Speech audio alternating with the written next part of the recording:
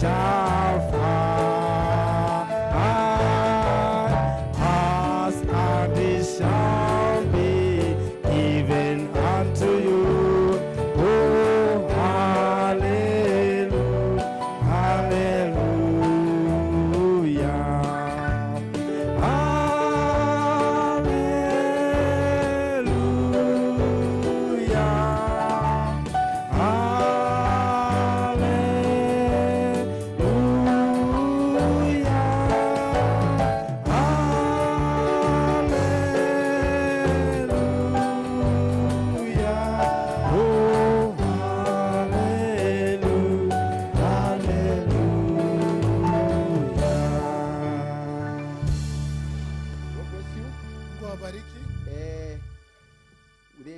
we want to immediately appreciate or celebrate the birthday of Sister Mungai. Kusherekea kuzaliwa kwa siku ya kuzaliwa dada sherehe sorry.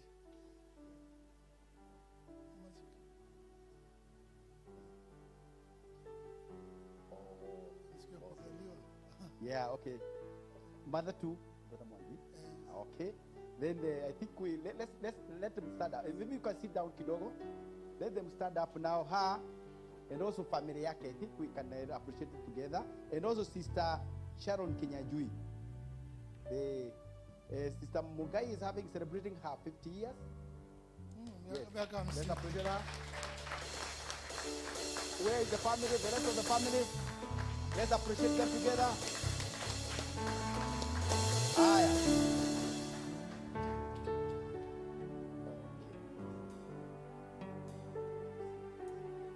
Now, there's also the Sister Sharon Kinyajui is with us or not? Oh, okay. Is she there? She can also stand. We appreciate her all together with the family. Okay, let's appreciate her. Yeah. Any member of her family can also stand. We appreciate them. So let's sing them happy birthday. Oh, happy birthday. Oh, that's a mother to the Sister Kinyaju. So she has represented her. So let's appreciate her. We'll combine a song, happy birthday for the two that we are celebrating. So we can let at least briefly, happy birthday. I don't know which is the best one. That one or? A happy birthday to you, a happy birthday to you. May you find Jesus near every day of the year. A happy birthday to you, a happy birthday to you, and the best year you've ever had. A happy birthday to you, a happy birthday to you. May you find Jesus near every day of the year. A happy birthday to you, a happy birthday to you, and the best year you've ever That's wonderful. So may God bless them and give them many more happy years. Aongeze miaka mingi yenye furaha. That's wonderful. Jambo la ajabu. So thank you very, very much. Asanteni sana. We also thank God for giving us yet this other chance Tunashukuru Mungu kwa sababu kutupatia nafasi nyingine. to try to see whether we can now conclude what we Tuone kama tunaweza were malizia touching here and yale there ambayo tulikuwa tunaguza hapa na pale. in the morning. Maybe we can stand. Asubuhi, We labda could tunasimama, stand tusimameni. and then read at least one more verse Tusome- adding to what we had read. That's Proverbs 17 verse 8 and Proverbs 18 verse 16. Nasema Mithali 17 Proverbs 17 verse 6 mstari wa 6 and 18 verse 16. na 18 mstari wa 16. 17 verse 8, 18 verse 16. 17 verse 6. 17 Verse verse 8, 6. sorry, no. Verse 8 verse 8, okay. and then 18 verse 16. Okay, 18 verse 16. 18 mstari wa 16. Yes, na 17 Mstari wa 8. nane. Okay. So let's let's hold on prayer just before we read. Tuombeni. Precious Heavenly Father, Baba zamani, we thank you for the good goodness upon us. Tukushukuru kwa sababu ya wema wako juu yetu Many things katika good mambo mengi you've sana done to mema us. ambayo We umetutendea. cannot even count our blessings. Hatuwezi siweza They're kuhesabu just baraka too many, zetu, Father. ni nyingi kabisa. And we want to humble Tunataka ourselves, kunyenyekea, even as we tell you, Father, hata tukikwambia how we need to embrace the greatest of tunahitaji blessings. tushikilie kabisa baraka kubwa And kabisa, that is to know you na hiyo ni kukujua at a personal level. kama kibinafsi. To know you is eternal Kukujua life. ni uzima wa And milele. eternal life is the greatest thing. Uzima wa milele ndio The kitu greatest kikubwa of all gifts. kabisa ya vipawa Because vyote, it is yourself in kwa sababu us, ni wewe mwenyewe kuwa ndani yetu, who is everything ambaye ni kila kitu in everything. na kwa kila kitu. Thank you for every Father for Asante this. kwa jambo As we hili, listen to your word, tusikizapo as neno we listen lako, together, tushaurianapo we pamoja, ask for your grace. tunaomba neema yako, Give us sufficient grace. tupatie neema ya kutosha, And get yourself all the na glory and ujipatie honor. utukufu wote na heshima. As we pray this Tunaomba haya in Jesus Christ. katika jina la Yesu Kristo tunaomba. Amen. Amina. So Proverbs 17 verse 8 17 and mstari wa 18 8. verse 6. Let's read together. Sema pamoja. A gift is as a precious stone in the eyes of him that had it. Whithersoever it turneth, it prospereth. Kipawa ni kama kito cha thamani machoni pake yeye aliye nacho, kila kigeukapo hufanikiwa. Let's go to 18 verse 16.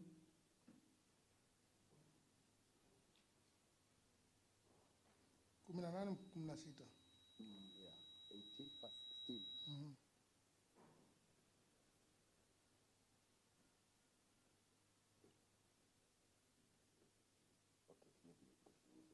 Okay, verse 16, eh? Yeah, good. 16. Good. A man's gift maketh room for him, and bringeth him before great men. Amina. Zawadi ya mtu humpatia nafasi, humleta mbele ya watu wakuu. Now I think this is the word kipawa. Karamu ama kipawa. Inafaa iwe kipawa. Kipawa, yeah. Kipawa. So a man's gift. Because other translations are saying a bride. Actually, other translations are even calling it a bride. So I think it's a man's gift. Inafaa iwe kipawa, Maketh room for him. humpatia nafasi. Yes.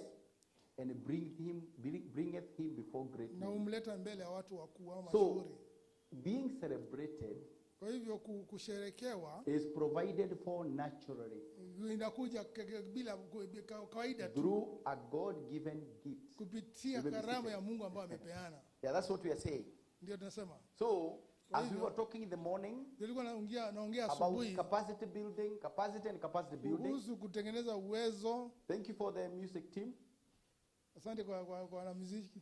So, we are saying Nasema nini? the things that belong to us Mambo ambayo ni yetu are given to us by grace. tunapewa kwa And neema, their talents or their gifts. na ni talanta ama ni All that we vipawa. need to do Ile tunahitaji is tukufanya recognize them. ni tutambue, And they are supposed to make a chance, create a room, na make inafaa a chance itengeneze nafasi. for us. They are the ones Itengeneze that give us nafasi. Hizo ndio opportunity. zinatupatia nafasi, And they bring us before great na men. zinatuleta mbele ya watu wakuu. They make us be celebrated. Inafanya tushangiliwe, Just like we have Kipchoge. kama vile tunakuwa na Kipchoge. We don't, I'm not sure whether I know his level of education. Sijui kama alisoma sana, But he is known the world over. lakini anajulikana duniani kote. Yes. Ndio. So you see, Unaona? brought before great men. Anakuja unakaenda before A watu wakuu. natural, something inborn. Ni kitu kiko ndani yako. Gives him a room, gives him a chance. Kinampatia nafasi, It brings him before great na men. inamleta mbele ya watu wakuu. Look at our prophet also. Angalia nabii wetu pia, Unlearned. mtu ambaye hakuwa uneducated. amesoma, hakuwa ameelimika, But he is known the whole lakini anajulikana duniani kote. Why? Kwa A nini? gift. Kwa sababu ya kipawa. Yes. Ndio. Makes a chance for him. Kinamtengenezea Brings him before nafasi, great kinamleta mbele ya watu wakuu. He has prayed for people like congressmen, Ameombea actual watu kama potentates, wanabunge, kings, wafalme wa many matajiri, great men. watu wakuu. Yes. Ndio. A gift of God. Kipawa cha Makes room for him Mungu or for you. kinakutengenezea And brings him nafasi before na great kinakuleta men. mbele ya watu wakuu. So celebration, Kwa hivyo kushangilia, there is what belongs to us naturally. kuna kile kitu ambacho tuko nacho, tumezaliwa nacho And we only need to kawaida, discover it na sio lazima ujue ni kipi. and add some value. Unafaa ujue ni kipi, alafu tena uongeze uwezo. If it is academic, take it to school. Kama ni kusoma, It is an enda academic shuleni. gift. Kama una kipawa cha It will be uwezo wa taken to kusoma, kinapelekwa shuleni. Maybe any form of a gift. Kipawa chochote There kile, is some value addition, kuna kuongeza some uwezo. capacity building. Kuna kuongeza uwezo, ndio uweza But you are kabisa. working on something that's Lakini already unafanyia yours kitu naturally. ambacho umepewa na Mungu kawaida kama It's kipawa, something ni inborn. kitu ambacho iko ndani yako. And gift and calling, Na kipawa na karama na they are mwito, without repentance. sio lazima uwe umetubu ndio The prophet upate. says we are Biblia born inasema with our gifts. tunazaliwa na vipawa vyetu. So the only other thing that we need after Jambo that, lingine ambalo unahitaji baada ya discover hiyo them. ni kujua ni kipi. recognize them Utambue uko na kipawa kipi and do what is na necessary for ufanye them. vile unafaa ufanye. Like the acts we talked about in the morning. Ni kama matendo ambayo tunaongea juu na asubuhi. You go and polish it, go sharpen it. Enda nyoa, That is tengeneza. value addition. Hiyo ni kuongeza uwezo. It is going to be more efficient. Utaufanya kazi vizuri, bora zaidi. That's why we should go to school. Ndio maana tunaenda shuleni, Because of the academic gift. kwa sababu ya kipawa cha uwezo wa kusoma. And of course, even other basic information Na hata is also very important. ni jambo la We maana are trying sana. to add value. Tunajaribu kuongeza uwezo. But the first thing should be what Lakini gift kwanza ujue ni kuna kipawa kipi. are we adding value? Ndio tunafanya tuongeze What uwezo, gift tuweze kufanya are vizuri we kabisa. harnessing? What potential are we Ni harnessing? uwezo gani ambao tunaongeza uwezo wake? Yes, that's exactly what we are saying. Mina. And now, Sasa, we talked about marriage ability. We Tumezungumza talked about kuhusu- marriage and employment. mambo ndoa na ujira ama kuajiriwa kazi. And we want to ask ourselves right now, Tungependa kujiuliza kazi First of swali, all, kwanza kabisa what is marriage? ndoa ni nini? And now this afternoon is not preaching. Like we want to discuss. Sasa ni kuongeleshana So at hapa, least everybody kushauriana. should, because we don't want anybody dozing. Kwa sababu hataki mtu yote aanze So we kusinzia. want everybody asking Sasa kila something. mtu Because we want to discuss. nataka kuongeleshana. And the question is, what is marriage? Na swali ni ndoa ni nini? What is marriage to you? Kwako unafahamu ndoa kama How ni do you nini? describe it? Ukiulizwa ndoa ni nini unaweza So sema ni at nini? least some hearts should be up. Kwa hiyo nafaa watu fulani wachukue Even those who are mkono, not married, they have an idea of marriage. hata wale And they are wajaoa, even thinking how to get married. hata wale wanafikiri hata walewa namna gani ama So they wataoa should namna gani. also share with us Kwa hivyo the idea. inafaa What marriage that's watuambie vile wanajua ndoa ni nini. there. Yes. Mkono Because they are juu. thinking about it, I'm sure they know something. So mikono inatakana iwe juu mingi. What is marriage? I think you should point out if they don't. Eh? Mwambie mmoja kueleza wakati kuinua mkono. Sasa tutafanya tuanze wapi? Tuanze na line ama? Ama tuanze nyuma? Tunaweza anza hata pale. Wengine wakisikia nyuma watakuja mbele. Ama tuanze katikati. So what is marriage? Ndoa ni nini? What is marriage? Yes, sister. Aha, contract, eh? Anasema ni contract, We really want, hey, let's appreciate her. Hey, that's a real trial. Eh? What is marriage? Because, kwa sababu let me tell you, interestingly, yes, it's okay. Yeah, brother Washira is. Is a union between two opposites. Two opposites, eh? Union between two opposites. Let's appreciate him. ni muungano katikati ya watu wawili ambao ni wa Between two opposites, mwanamume na mwanamke. Yeah, of course, hiyo inamaanisha opposite, male and female. Si kitu baya. Okay. Yeah, we have somebody else. What is marriage, ladies? Wako ndoa ni nini? Marriage, honestly. Marriage, what is it? Ni nini? It's got a Joel. It's a union between a man and a woman who are above 18 years. Above 18 years. Yes. So this between this above 18 years, 18 years plus. Watu muungano watu wawili ambao wamefika miaka Yeah. 18 years plus. Oh, sorry. 18 plus years. Sorry. miaka 10 kuendelea. Miaka 18 kuendelea. Kuendelea, is it? Yeah, let's appreciate him.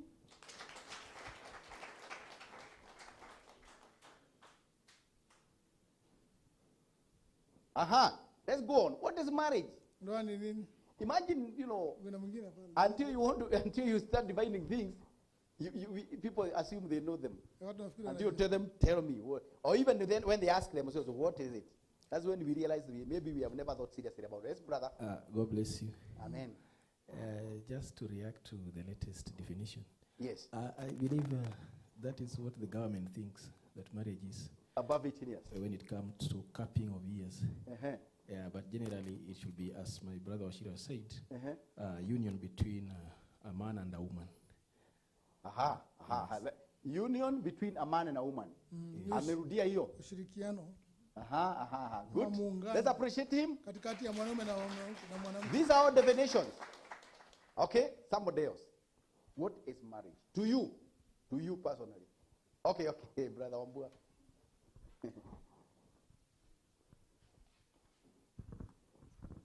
Ndoa ni watu wawili, mume na mke, ambao wanaishi pamoja na ambao pia wakiishi pamoja wanakuwa mwili mmoja. Living together. Aha, just a moment. Kidogo. Living together. Niandike tu namna hiyo, allow me. Then, mwili moja. Wanakuwa kitu kimoja ama mwili mmoja. Kitu kimoja. Okay, fine. Let's appreciate him. What is marriage? What is marriage? I'm sure everybody has an idea. And yeah. God bless you, Saint. Amen. I think marriage is union between two opposites Yes. being driven by love. Okay. So now again, these people must be driven by love. Let's appreciate him. Lazima wao muongozwe na upendo. What is marriage?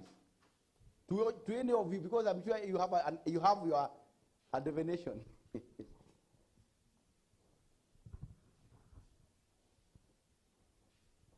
Yes, Sister Washira. God bless you. Amen. I think marriage is a joining of two people to Joining. become one. Two people. Yeah. Joining, Oh, joining Hiyo ni kuungana. of two. Watu wawili. Two people. There's somebody else is two into one. Yeah. Yeah. To become one, isn't it? They're also going to go to the mathematics there. So, but let's appreciate her. It's actually it's true. It is true. Ni kweli. Yeah? Oh, okay. Yes. It is a union in making complete. A union. A union Uh-huh. of two, making it complete. Complete. Let's appreciate him. So this union here, Na inakamilisha. according to our brother, Huo muungano it is going to make something complete. Yeah. Something complete. You see, it brings something complete. That the union makes something complete. Huh? Oh, okay. God bless you. Amen. According to me, I think it is an agreement between two people, Uh-huh. between two opposite sex, Uh-huh. to stay together Yes. with a purpose. With a purpose. Yes. Okay. With a purpose. Yes. Let's appreciate him. watu wawili wamekubali kukaa pamoja lakini wakuwe na kusudi. We are doing well. So somebody Sister want to say, okay, well. Anybody, just feel free. Okay, Sister want to add something? I just want to add, it's a contract in matrimony. Contract in matrimony. Yes. So let's add here matrimonial contract, with your permission. Okay, matrimonial contract. Kandarasi ya ndoa. Good. Let's appreciate her. What is marriage to you?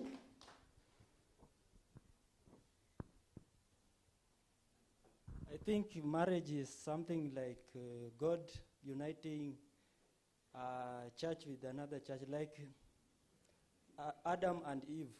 When God planted them on earth, it's just a representable of Christ joining his church.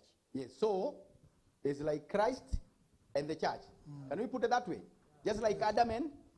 So it's actually Adam and Eve, or church and Christ, isn't it? Ni kama Adam na Hawa. Adam with Eve. Good. Let's appreciate him. Or Christ and the church. Who else? Any other hand up? Yeah. Bwana wabariki. Amen. Mie kwangu swala la ndoa ni ufunuo, kwa sababu ni kitu kimefunuliwa kwako. Kile unachokichagua hauzingatii hali ya kimaumbile. Bila shaka umeona kitu kutokea ndani ambacho kinaambatana na wewe mwenyewe. So revelation of something compatible with you. Let's appreciate him. Ni ufunuo wa kitu ambacho kinafanana na wewe, ama kitu mtu ambao unaweza sikizana na yeye. Good. We have okay, yeah, very good. I think we are doing quite well. We are doing quite well. So, we have another hand up. Oh yeah. Oh, yes. There's a hand up. Yeah. Okay, sir, tell us. God bless you. Amen. I think it's a union between two people, and it is regulated by customs, maybe rules, attitudes that has to be followed. So there are rules, customs, regulations, regulated by rules, customs, and what? Attitudes. Okay. Let's appreciate her.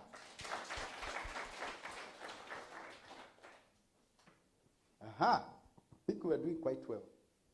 Somebody else, do we have any other hand up? Or oh yeah, there's a hand there. This brother there, yes. God bless you. Amen. I think it is a life companion. It's a life companion between two opposites. Life companion or companionship, yes.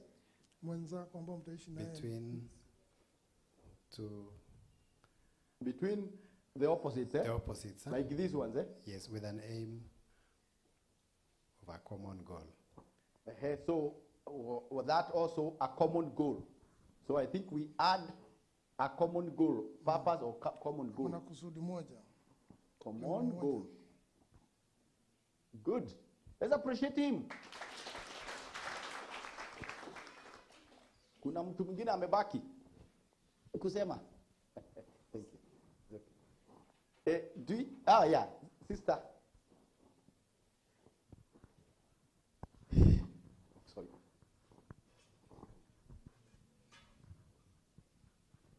I can say marriage is a physical union or something more than physical union, because intimacy is involved. Yes. And it's bound by a legal contract between male and female, and also emotions are invested in. Yes. Okay. So we can see there is intimacy. There is spiritual union, physical union. There is also spiritual and physical union. Physical union. And also spiritual. Is that okay? Where male and female are involved, and but they are bound by a legal contract. Okay, there's also a legal contract. So these two people, there is also a legal contract. Let me add there. So there's a legal contract. Intimacy, yeah? Legal, sheria. Makubaliano ya kisheria. Haya. Okay. Do you have anybody else, or we work with that? Let's work with that. So now, we can see the various words we are using for defining. Majina tofauti ambayo tunatumia kufafanua ama kueleza. Yes. Now, we want to see how we can put all these words into just a few words that brings out the picture of marriage. Now, one great name, and we are going to find the prophet using word that the prophet is going to use is complementarity and then compatibility. Those words have already been used, but in different words. Yeah, they have been used, but in using other words, maybe synonyms. So, that is what marriage is all about. It's tendency or an effort or something to make complete. To make one. Yes, to have this one. Two becoming one. Watu wawili wawe kitu kimoja. Now, if two becomes one, wawili wakiwa kitu kimoja, first of all, kwanza kabisa, if the two are whole, kama wote wamekamilika, watu wawili, it is mathematically incorrect. hiyo hesabu ingie vile kama ya There is kawaida. no formula. I don't know. Maybe Hakuna hesabu ya kawaida anywhere. pale popote. Whether it's the calculus, I don't know whether there is any formula Hakuna formula, hakuna hesabu yote that can make these two become one. ambayo inaweza fanya mmoja kuongeza moja iwe moja. But it is true Lakini kweli this way. ya kwamba For two things to be one. vitu viwili ndio viwe kitu kimoja. Sorry, not two, but one. Sorry, to be one. For two things to be one, vitu viwili ndio viwe kitu kimoja. They must be portions of each other. Lazima kiviwe ni kitu sehemu nusu, kama ni nusu kwa nusu ama yeah, sehemu. Sehemu. That is the only way. Hiyo ndio njia pekee. Two things vitu viwili can become one. Inaweza kuwa kitu kimoja. So marriage, kwa hivyo ndoa, is a tendency, is complementary. Ni kukamilishana, ni ukamilishano. That's why, ndio maana, let's go back to the Bible. And see the marriage of Christ, because if we see it there, that is the object. And we can go now to, if we get the object, we can now understand the challenge. Using the analogy of the body. Tukitumia mfano wa mwili, Yesu Kristo ni nini katika tukitumia mfano wa mwili? Mwili wako, ukiangalia mwili wako. Christ is who? Is what? Kristo ni nini kwa mwili wako? Is that? The head, yes. Kichwa, Kristo ni kichwa. And his wife is? Na bibi yake ni? The body. Mwili. How many persons are those? Hao ni watu wangapi? That's how the two become hivyo one. Ndivyo wawili wanakuwa kitu kimoja. That is what is marriage. Hiyo ndio ndoa sasa. Now, also Christ uses another analogy. Tukitumia mfano mwingine. Another example, he says, nasema, I am the vine. Mimi ndio mzabibu. And you are? Na nyinyi ndio matawi. How many trees are those? Hiyo ni miti mingapi? Mti mmoja. That is what is? Hiyo ndio ndoa. So, kwa hivyo, if we don't understand that, kama tutaelewa hiyo, we will never understand marriage. Hatutaelewa ndoa ni nini. That's why ndio maana we can only get it from the object. Tunaweza pata tu kutoka kile kitu chenyewe. Christ. Kristo. Because he's the one that is doing the real marriage. Kwa sababu yeye ndiye anafanya ndoa ile halisi. And when Paul understood the real marriage, the object marriage, Paul alipoelewa ile ndoa ambayo ni mfano, Paul became the chief marriage counselor in the New Testament. Mshauri mkubwa wa mambo ya ndoa katika Agano Jipya. Without having a wife. Na yeye hakuwa na bibi, ameoa. Look at the Bible. Angalia Biblia vile ilivyo. Check anything that talks about marriage. Angalia jambo lote ambalo limezungumza kuhusu ndoa. It's Paul to the Corinthians, Paulo to the Romans, Korintho, kwa Colossians, kwa Kolosayo, kwa Efeso. It's just a small place where Peter, Peter in that chapter, 1 Peter chapter 3. Petro ndiye aliongea kitu Then kidogo he talks about marriage. Anazungumza kuhusu ndoa. There's wives. Anasema bibi, by your life, kwa maisha your consecrated life, maisha ambayo you can convert your husband unaweza fanya bwana yako without using the word, bila kutumia neno, just by your character. Kwa tabia yako tu. If you adore the inner man, kama ukivalisha mule mtu which is of a great price to God, ambayo ni gharama kubwa kwa Mungu. Peter was married. He's the one that was supposed to have written. Paul ndiye alikuwa anafaa andike the many scriptures. Petro ndiye alikuwa anafaa andike maandiko mengi. Yes, because he was married. He was married to Christ. He had also a wife and a family. Na familia. It's Paul writing those things. Ni Paulo tu aliandika mambo haya. Meaning, kumaanisha marriage to be understood ili uelewe, will require one to first of all understand the object. Uelewe ile yenyewe sasa. Kristo and the church. Na kanisa. When somebody does that, ukifanya hivyo, or Adam and Eve, ama Adamu na Hawa, how the two were separated from one person, vile hao wawili walitenganishwa kutoka kwa mtu mmoja, then somebody will be able to have an idea, basi utaweza kuelewa of now marriage. Ndoa ni nini, and they can now be able to understand the shadows. Na sasa utaweza elewa vivuli. Without that, bila hiyo, marriage remains a mystery. Ndoa itabaki kuwa ni fumbo. And actually Paul calls it a mystery.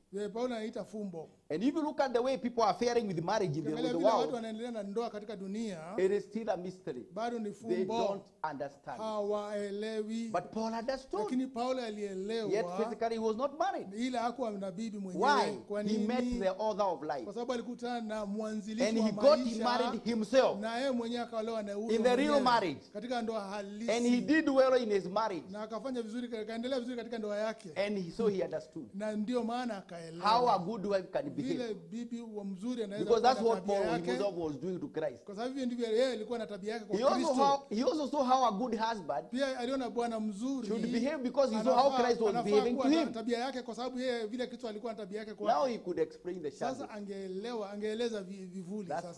That's what it means. Hiyo ndio maana yake. So the moment we see this mystery, kwa hivyo tukijua hiyo siri, we can now understand also marriage. Elewa ndoa. Just like Paul did. Kama vile Paul alivyoielewa. And then that is the only time hiyo ndio wakati ule we can see what is expected of marriage. Tunaona vile kile ambacho kinatarajiwa kutoka kwa ndoa. And the true definition of marriage. Na maelezo halisi ya ndoa ni nini? So number one, kwanza kabisa, it is making complete. Ni kukamilisha. Complementarity. Kukamilishana. And I want us first of all to see where the prophet uses that quote. That word. So let's go to the message of leadership. Leadership, where he uses that. The message, that is 65, 1207. 65, 1207, paragraph 178. Where he says, when you're choosing a wife, take one that's complementary. You can even put the word complementary. It's very few times he used that. Is the message. So complementary. Let's get there.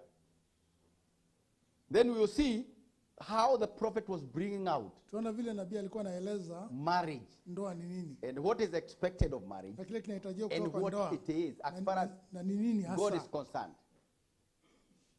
Is that 178? Okay, maybe it's down here. Yeah, it's okay.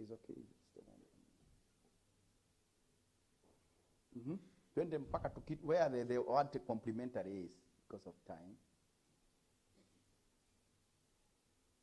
Yeah. I think it's here, around here. Yeah. You have a choice of conduct. How you conduct yourself. That's up to you. Remember now this goes back to capacity. When you have a certain conduct, will attract a certain kind of a person. And the conduct is a choice. And the choices have consequences. Choice is also a law of attraction. When you choose a certain thing, it attracts something else. What we may term the consequences. It's just like what people now, women are popularly saying. Ordinary women, of course not believers. My dress, my choice. But that's not enough. When you mention choice, you also must mention what? Yes.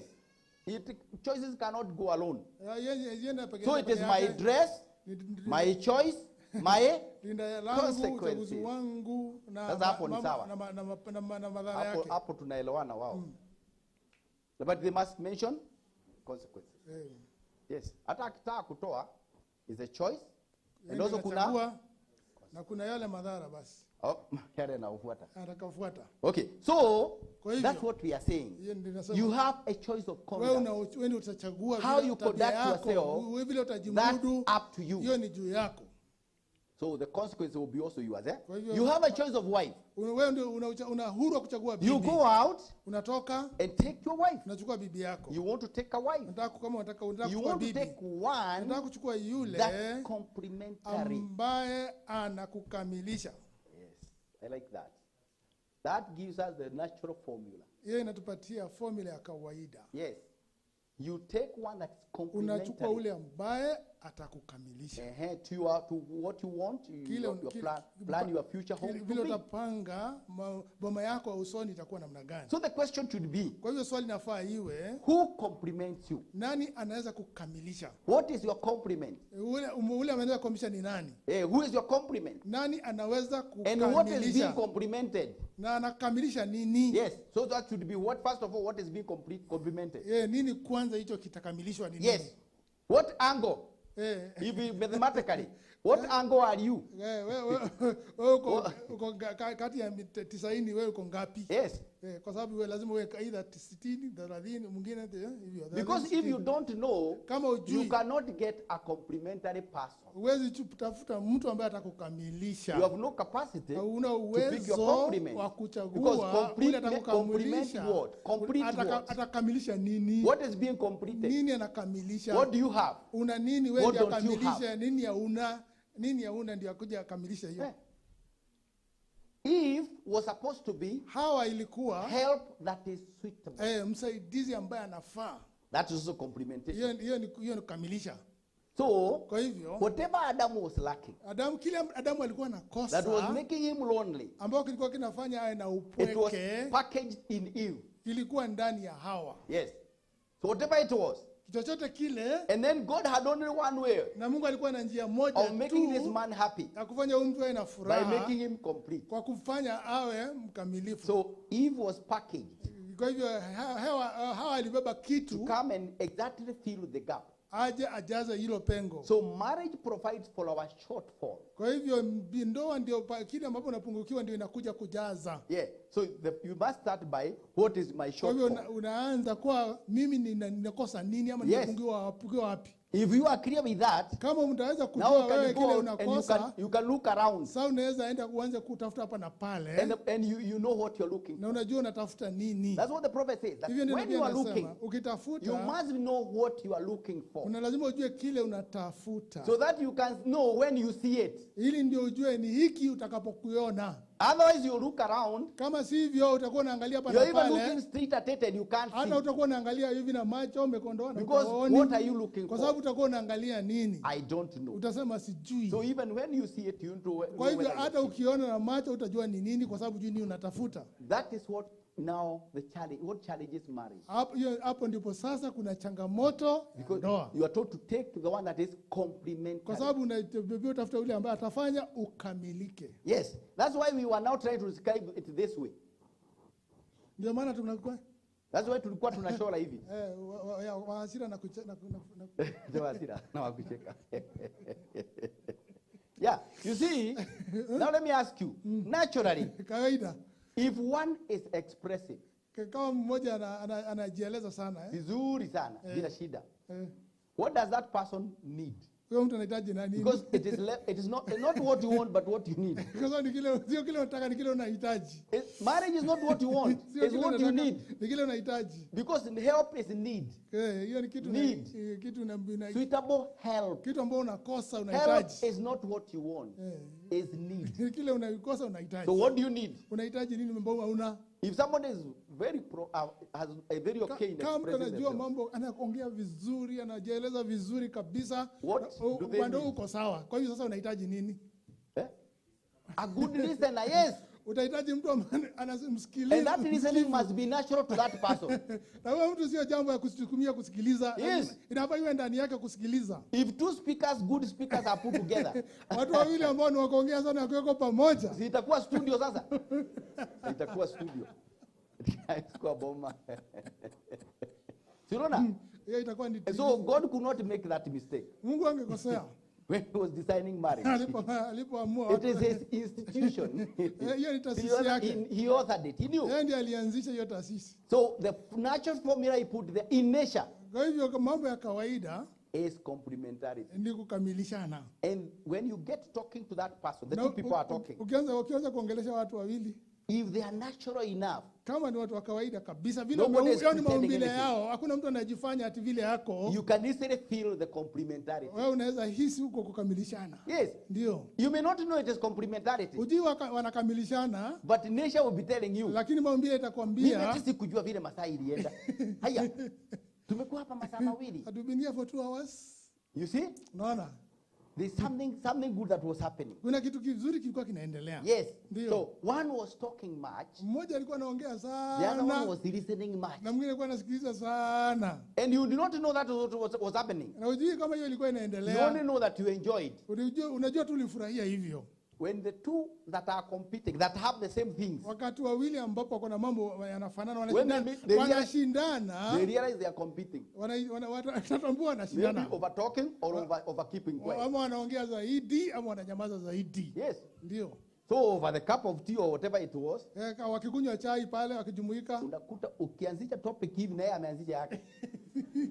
Sasa unashindwa tutafuata hii ama hii. Huyo anaongea juu ya hewa ya hali ya anga. Mwingine ng'ombe. Huyu mwingine ameanza kuongea mambo ya kilimo. Na hakuna mtu anataka yake isikose kuchangiwa. Mada yake lazima ichangiwe. Unaona? So unaona sasa tutachangia gani? They realize there is competition. Watatambua kwamba wanashindana. But they may not know it was competition. Lakini watajua kama wanashindana. Deliberately, consciously. But they realize they were not happy. Lakini mshasikia furaha. But that was the reason. Hiyo ilikuwa ni sababu. Now, when two people that are very reserved. Watu wawili ambao wananyamaza tu na mtu ananyamazia mambo yake ndani. Unakuta chai karibu ikwishe. Kikombe cha kwanza. And they don't maybe just one word that was saying. Na waliongea energy for a quiet person to say something. Inachukua nguvu. To figure out what to say is also takes a lot of energy. Hata kuamua atachongea nini bado another more energy. Hiyo ni shida nyingine. So by the time amesema akisema tena ni nguvu nyingine anatumia nyingi. Leo tunataka kunyesha. That's a lot of energy. The other one says yes, which is also a lot of hata kusema ndio anatumia nguvu nyingi. They have first of all to take a few more. Kwanza lazima akunywe chai kidogo. Because of that energy of saying that. Kwa sababu hiyo nguvu ametumia kufanya hivyo. Kikombe ya kwanza imeisha. Kana kukunyamaza sasa. Over listening. Na kusikiliza. And there was no speaker. Na hakuna mnenaji hapo. It is true. So they don't want to meet the next time. Kwa hivyo hataki kukutana tena hao. But they don't know why. Na wajui ni kwa nini. Nature is telling them no. Maumbile nawaambia la. Yes, there is a lot of duplication in you in the two of you. Nyinyi mmefanana sana. So hamutasaidiana. Yeah, you cannot imagine if those people got married. Hebu fikiria jamaa watu kama wakioana. And you go to a home like that and you think there is nobody. Na wewe unaenda kwa boma kama hiyo na unafikiri hakuna mtu huko ndani. Unyamaza namna hii.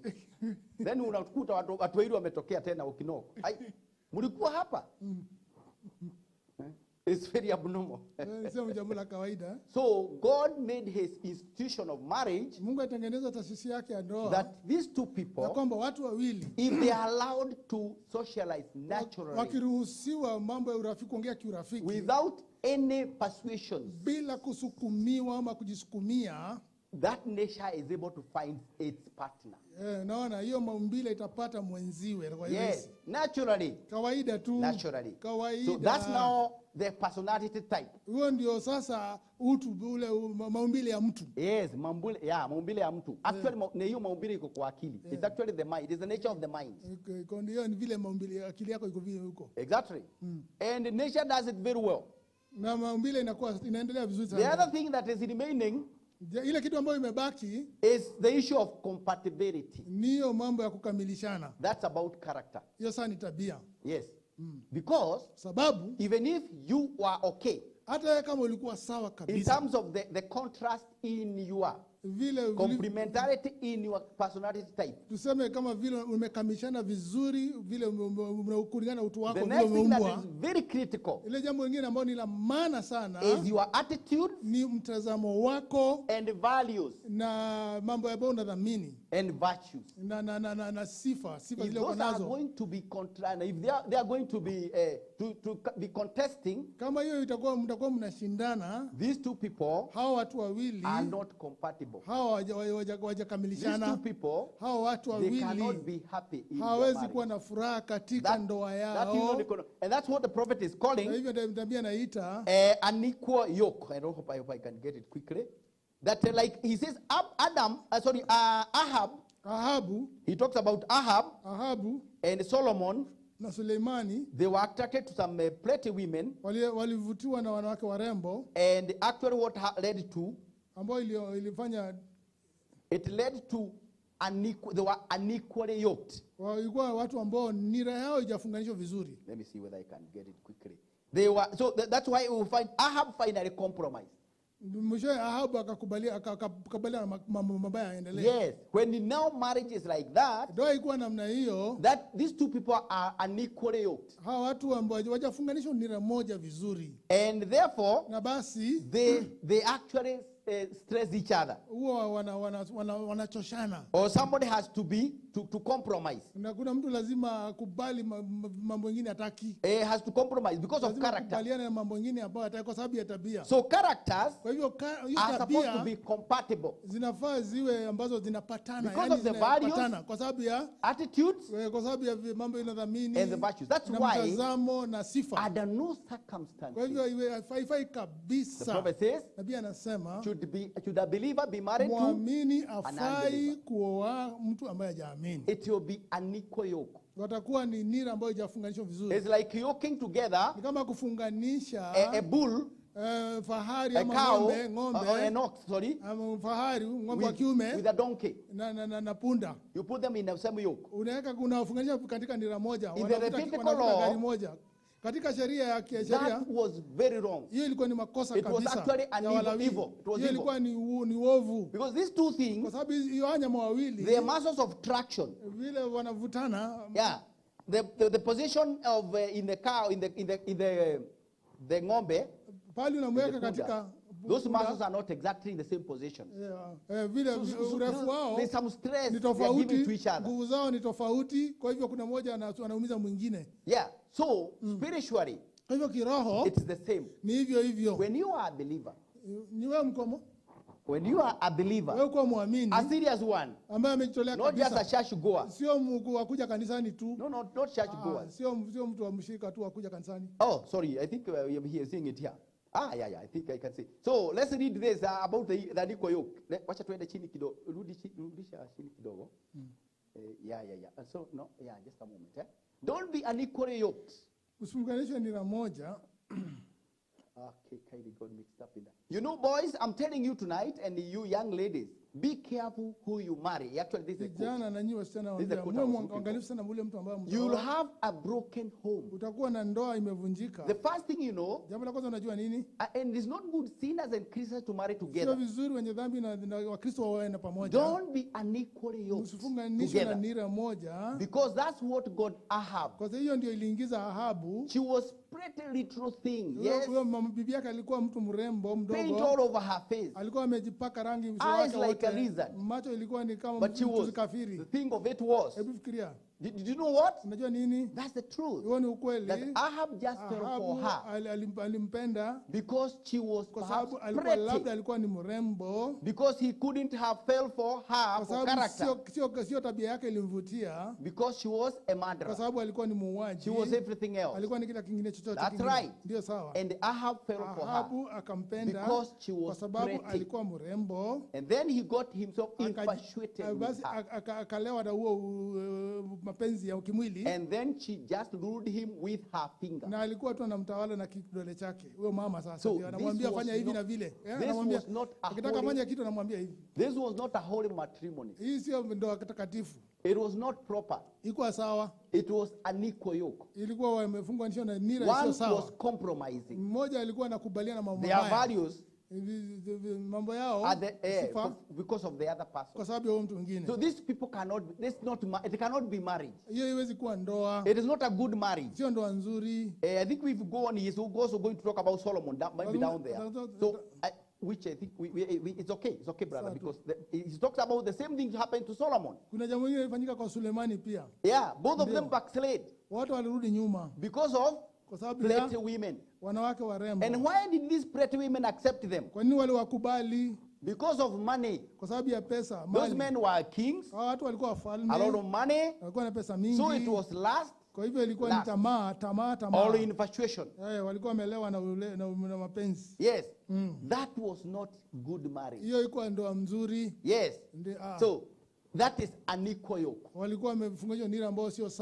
So therefore it means, now that's where maybe their complementarity, maybe their personality type was okay, maybe. Labda tabia ya utu wao ilikuwa sawa. But their character was not Lakini compatible. tabia yao ilikuwa inapatana. Yes, it is character Ni tabia that is telling whether the yoke is ambayo equal or not equal. inatueleza kama nira ilikuwa sawa ama sio sawa. Because gender kwa sababu must be complementary, must be opposite. Lazima iwe jinsia lazima iwe tofauti. And personality type. Na tabia ya utu. Yes. Ndio. But it's the issue of character. Lakini tabia that says whether the yoke is unequal or equal. Ambayo inasema kama nira ilikuwa sawa ama sio sawa. Okay? Nina. So that's what we are saying. Ndio nasema. And in other, so what we are saying, what we want to see here vile tungependa kuona hapa is that marriage is these two things. Ni kwamba ndoa ni mambo haya mawili. Complementarity and compatibility. Ya kukamilishana na kupatana. Complementarity in the nature.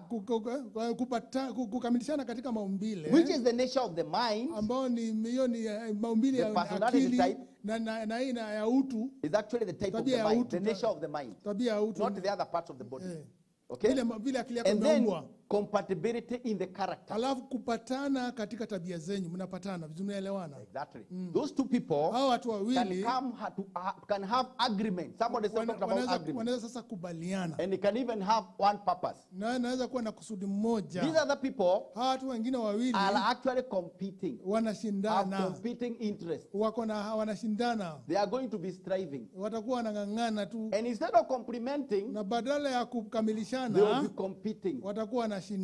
Yes. Then they are not going to be happy in their na watakuwa na furaha katika ndoa yao. Marriage is supposed to be happy. Ndoa inafaa muwe na furaha. But it can only be achieved, that happiness can only be achieved. Na huo furaha mnaweza pata tu if the formula, the natural formula, kama hiyo formula ya kawaida is actually applicable. Inaweza ingia hapo. And the happiness should be natural. Na furaha inafaa iwe tu inajitoka yenyewe tu. Yes. Sio kusukumia. If marriage is done correctly. Kama ndoa imeingia katika hiyo ndoa vizuri. That's how it is supposed to be. Hivyo ndivyo inafaa iwe. So we are saying. Nasema nini? Okay, so we can look at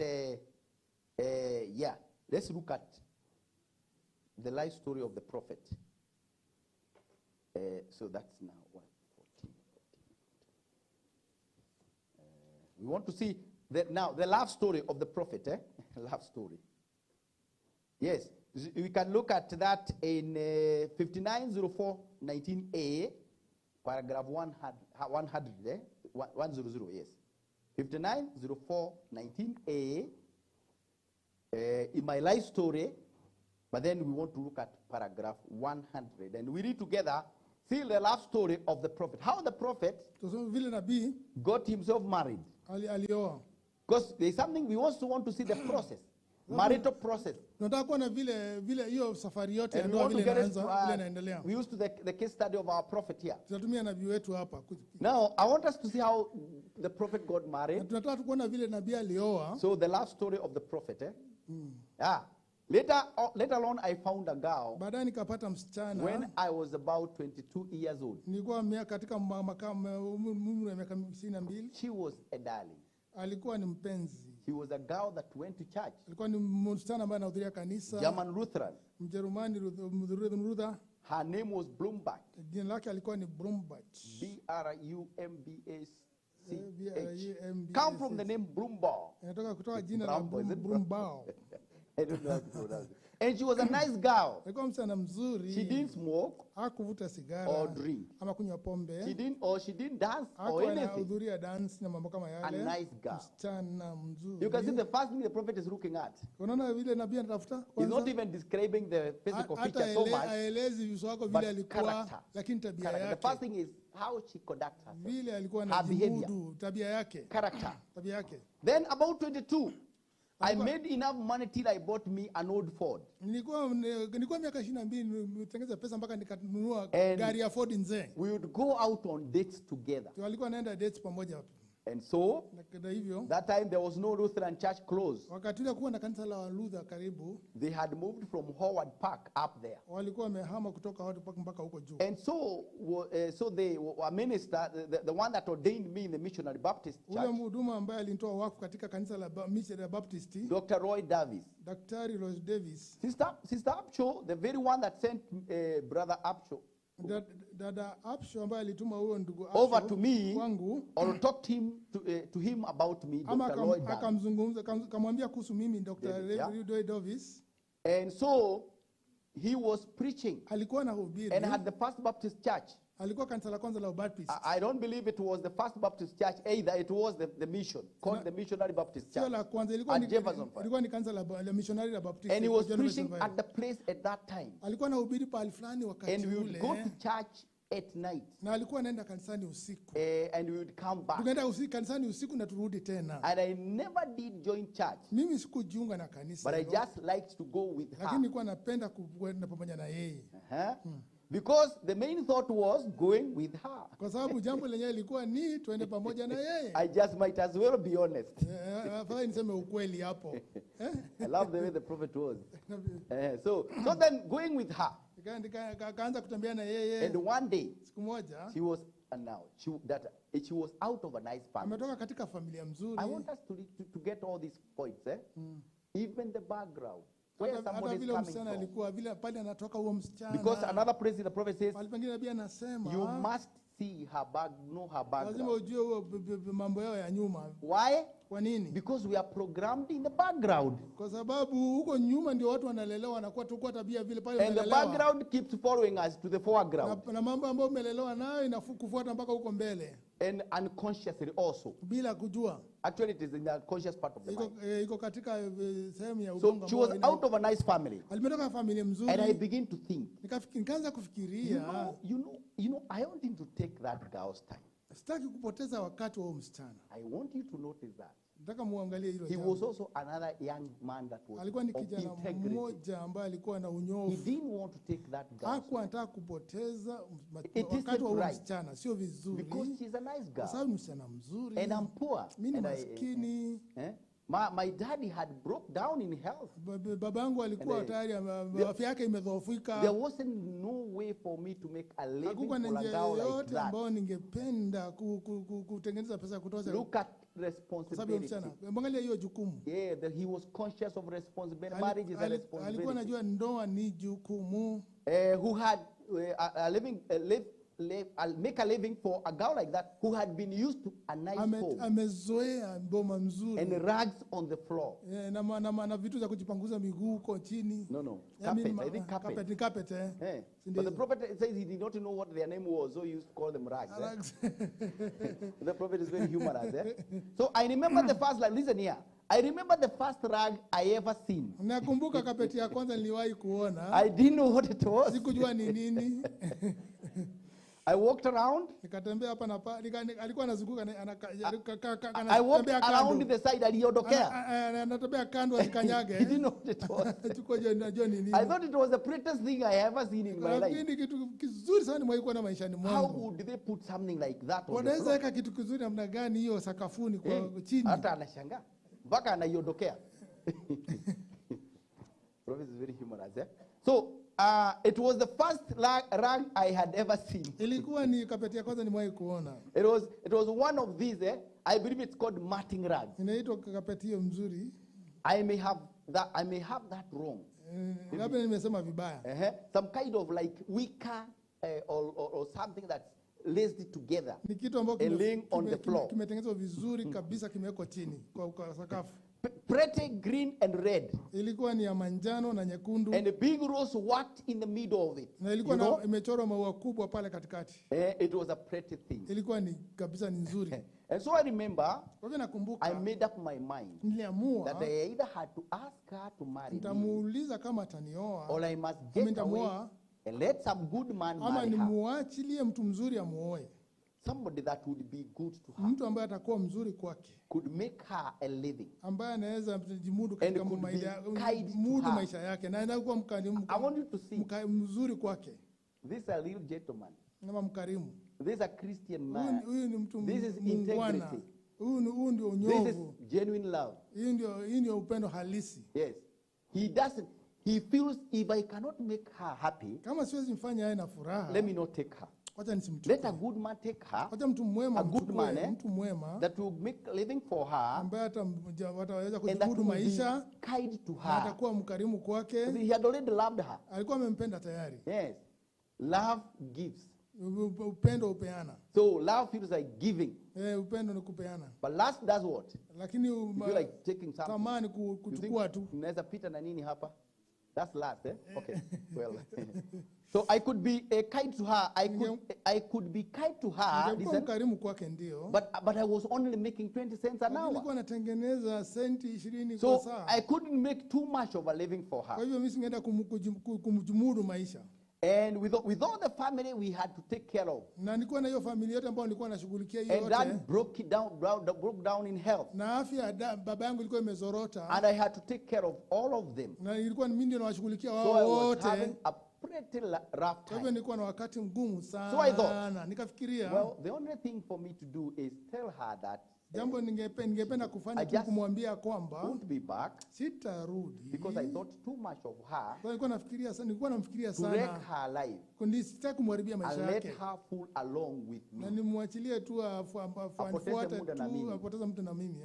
Now let me ask you young people. Acha niulize vijana. Do you think this man Je, unafikiria huyu mtu with this kind of an attitude towards akiwa this girl, na nia kama hii kwa huyu msichana, can he take advantage over that girl? je, anaweza mfanyia vibaya? Whether it's night or day? Wewe usiku kama mchana? La.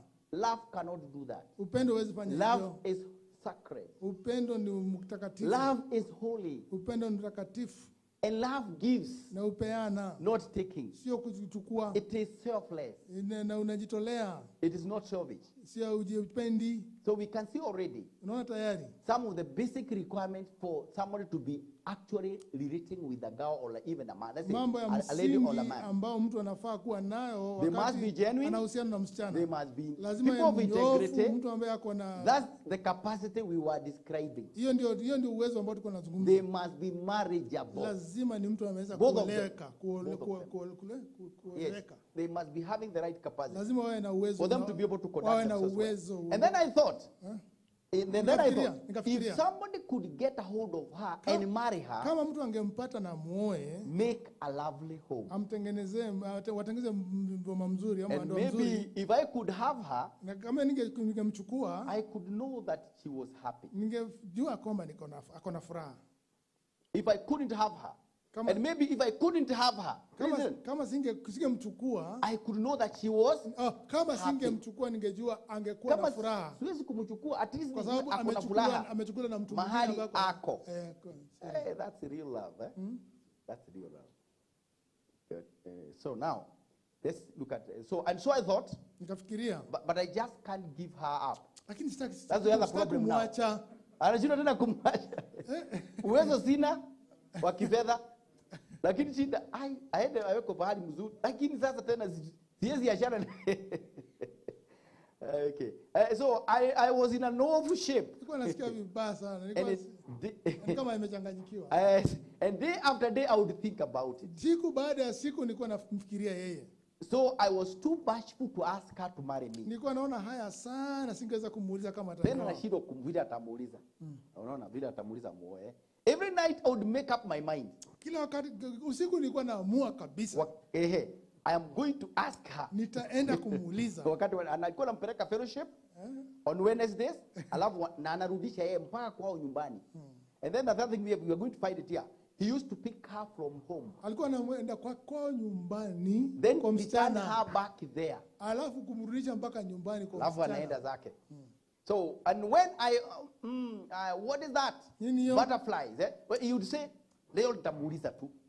Alafu, butterflies, eh? Kwa tubu. Anasikia huko kama or something you get in your or you brethren out there probably had the same experience. Nyinyi wandugu labda mnajua vile mlikuwa mnasikia hata nyinyi. And a real funny feeling. Na inasikia kabisa my face would get hot. Uso wangu nilikuwa nasikia I joto. didn't know. Sikuwa najua. I couldn't ask her. Singeweza kabisa kumuuliza. So I guess you wonder how I ever got married. Na sasa mnashangaa mimi niweza kuwa namna gani? You know what? Najua nini? I wrote her a letter. Nilimwandikia barua nikamuuliza. And so her now it wasn't dear miss. Haikuwa haikuwa mpendwa mpenzi mpendwa. I don't know. It was a little more. Ilikuwa zaidi ya hiyo. On the left side. Upande wa upendo sana. Than that. Zaidi ya hiyo. It was just not an agreement. Sio mapatano vile. I wrote it up. best I could. Niliandika vizuri niwezavyo. And I was a little afraid of her mother. Lakini nilikuwa naogopa mama yake. By the way, mama yake alikuwa mkali. So let's go. Her mother she was kind of rough. Mama yake alikuwa mkali. But her father was a gentle old Dutchman. Lakini baba yake alikuwa mpole. He was a fine old fellow. Alikuwa mzee tu mzuri. All couples are always like that, sindio? Inakuanga hivi, sindio?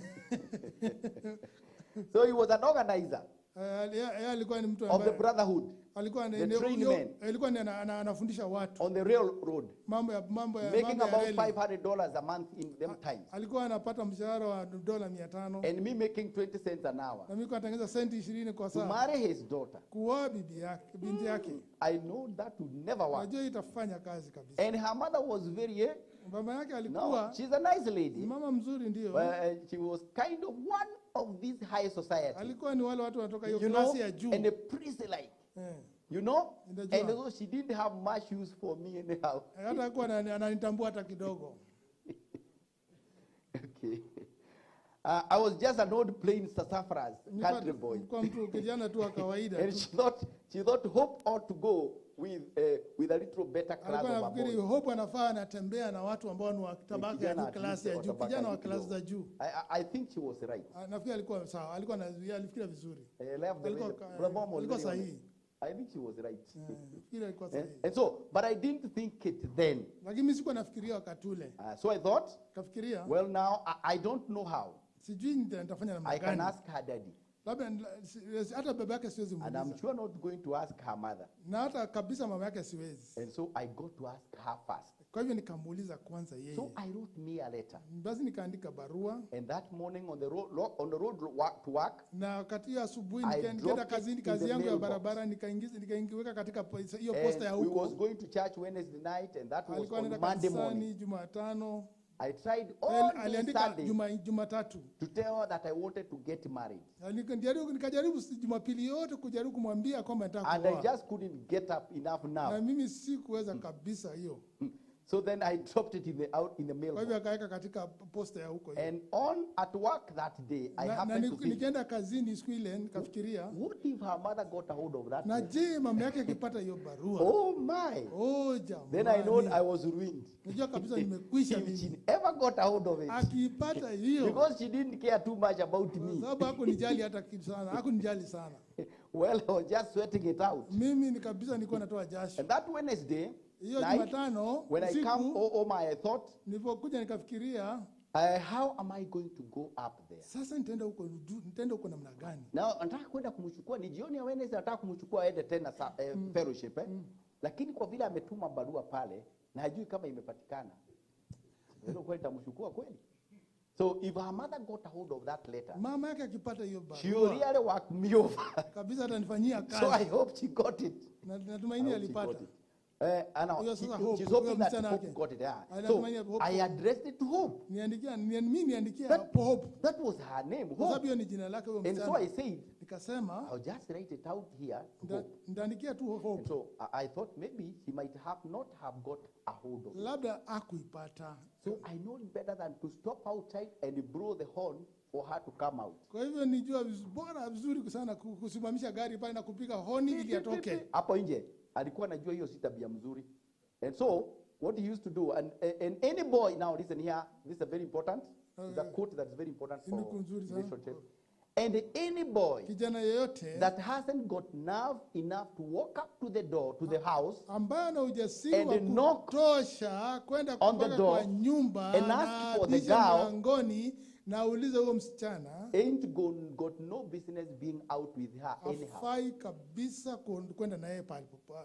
I think we are seeing how this comes in. Tunaona vile mambo inaingia sasa. Number one, kwanza, this man, Brother Branham, was not a stranger in that home. Hakuwa mgeni katika hiyo boma. That's number one. Hiyo ni kwanza. So he's not a stranger coming to the door. Kwa hiyo sio mgeni anakuja tu mlangoni. Then asking, can I have this girl? Anasema wewe naweza kuchukua msichana niende na yeye. First of all, it is very unnatural. Kwa hiyo sio jambo la kawaida. You cannot give a daughter to a stranger. Huwezi peana msichana wako kwa mtu. You see, he had come there very many times. Alikuwa amekuja hapo mara nyingi sana. msichana and they would go to fellowship, na walikuwa nenda then ushirika bring her back there. na namrudisha huko. Yes. Ndio. And make sure she's there Na safe. nahakikisha Then amerudi he would go his vizuri. way. Alafu anaenda zake. You see now? Unaona? So this asking for the Kwa girl, hivyo kuuliza msichana, you can see it is happening naturally. unaona inafanyika kawaida tu In jambo that kama the jambo la parents know the kawaida. young man, Na wazazi they wanajua know huyo him for kijana.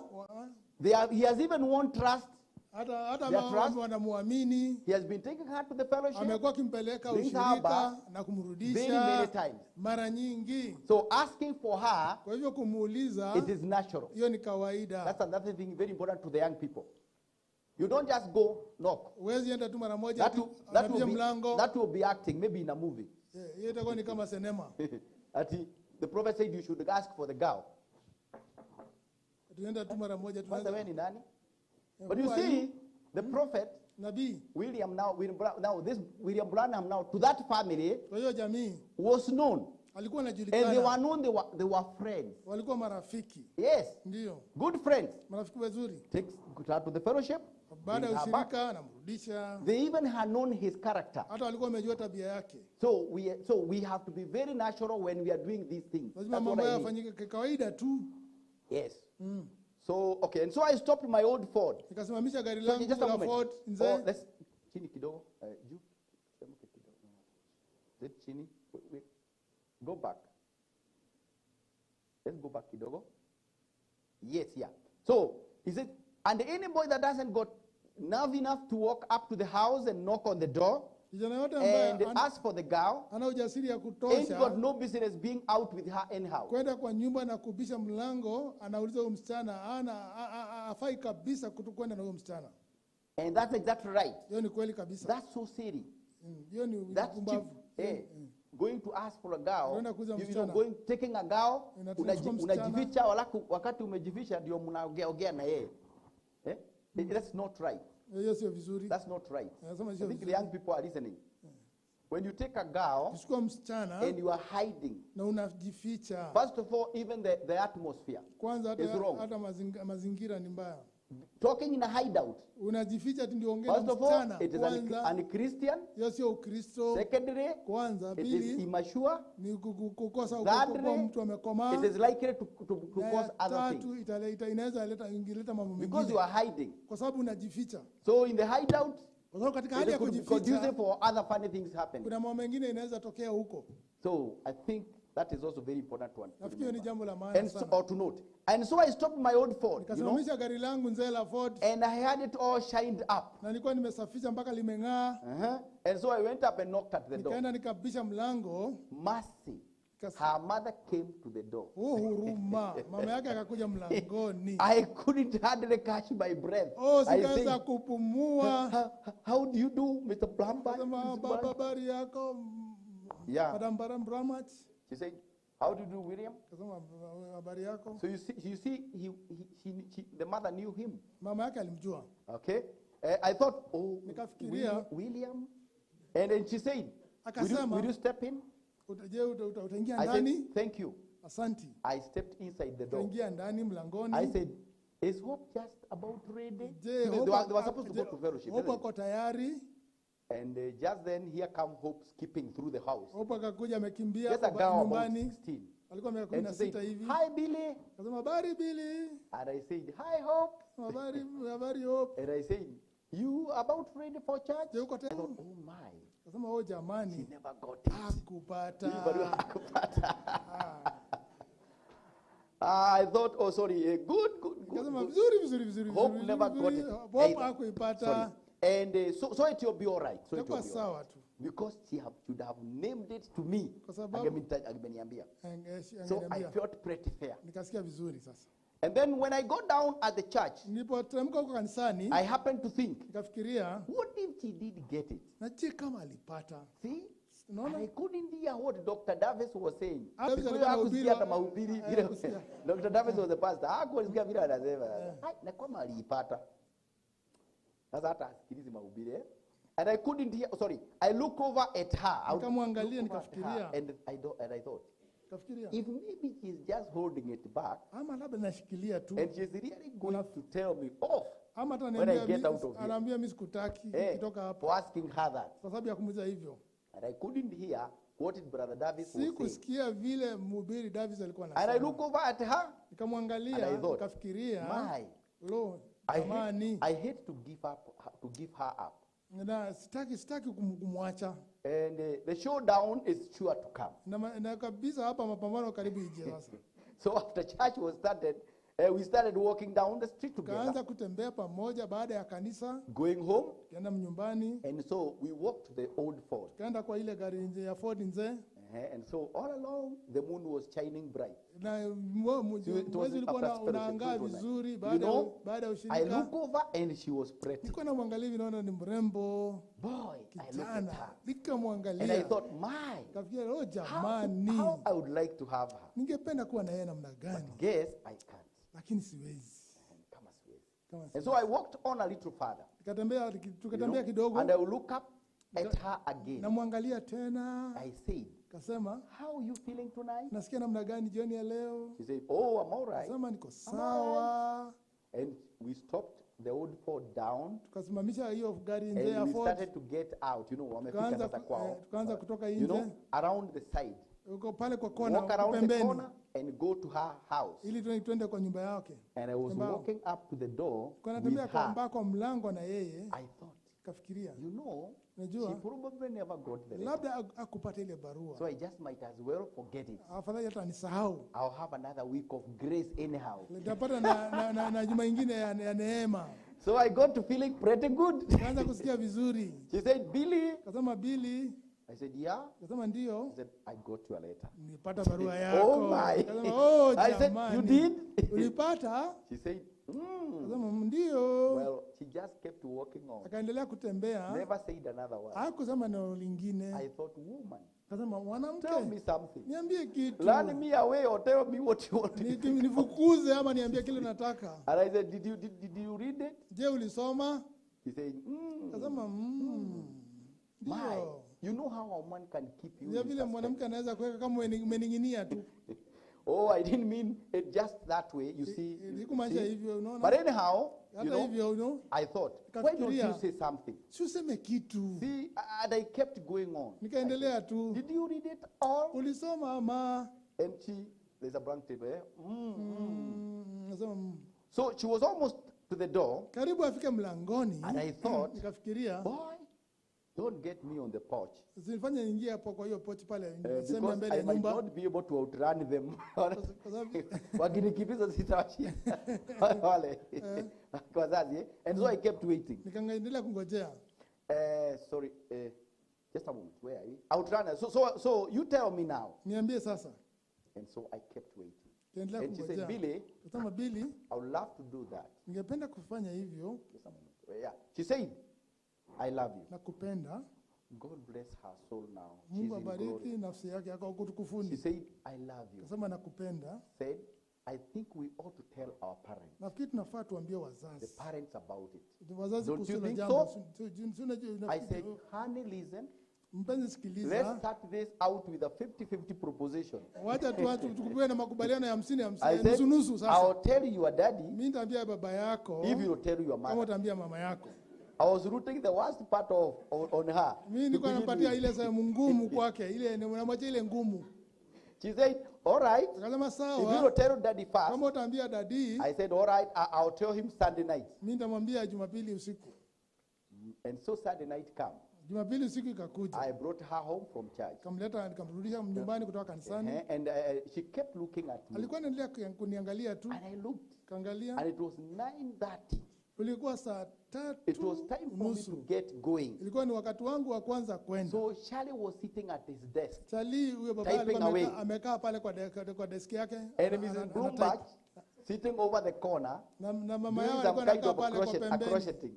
Alikuwa anashona sisi. Or them retro hoops you up put over things. Na crochet, mnajua vile wanashona hiyo kama vitambaa zamani. I don't know what you call it. Sijui vile mnaita. And so she was doing some of that kind of alikuwa stuff. anafanya kitu kama hiyo. And Hope kept looking at me. Hope alikuwa anaendelea kuniangalia. And she would frown at me. Alikuwa anakunja uso, ananiambia wewe. And motion to her daddy. Ananionyesha na uso, ongea na baba. Oh my, I thought. Nikafikiria jamani. What if he says no? Na akisema la. So I started out to the door. Nikaanza kwenda mlangoni. Well, kasema wewe sawa. I guess I would better go. Fikiria afadhali niende. Akamwambia hivyo. So and I walked to the door. Nikaenda mlangoni. Nikaanza kutembea kuelekea mlangoni. Na akaanza kunifuata. She would always come to the door. Kila wakati alikuwa anakuja mlango na naambia kwa heri ya usiku. So I started to the door. Nikaanza pale mlangoni. Nikasema. She said, aren't you going to tell him? Wewe kwani utamwambia? And I said, I said, I'm sure trying, but I don't know how I'm going to do it. And she said, I'll just go back and you call him out. So she walked back, left me standing there. And I said, Charlie. That Charlie was actually the father. Charlie. And he turned around and said, yeah, Bill. I said, could I talk to you just a minute? He said, sure. He turned around from his desk. Mrs. Bloomberg looked at him.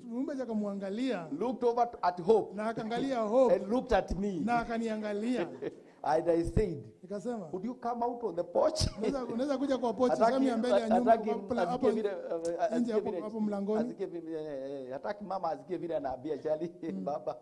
he said, yes, I'll come out. So he walked out on the porch. I said,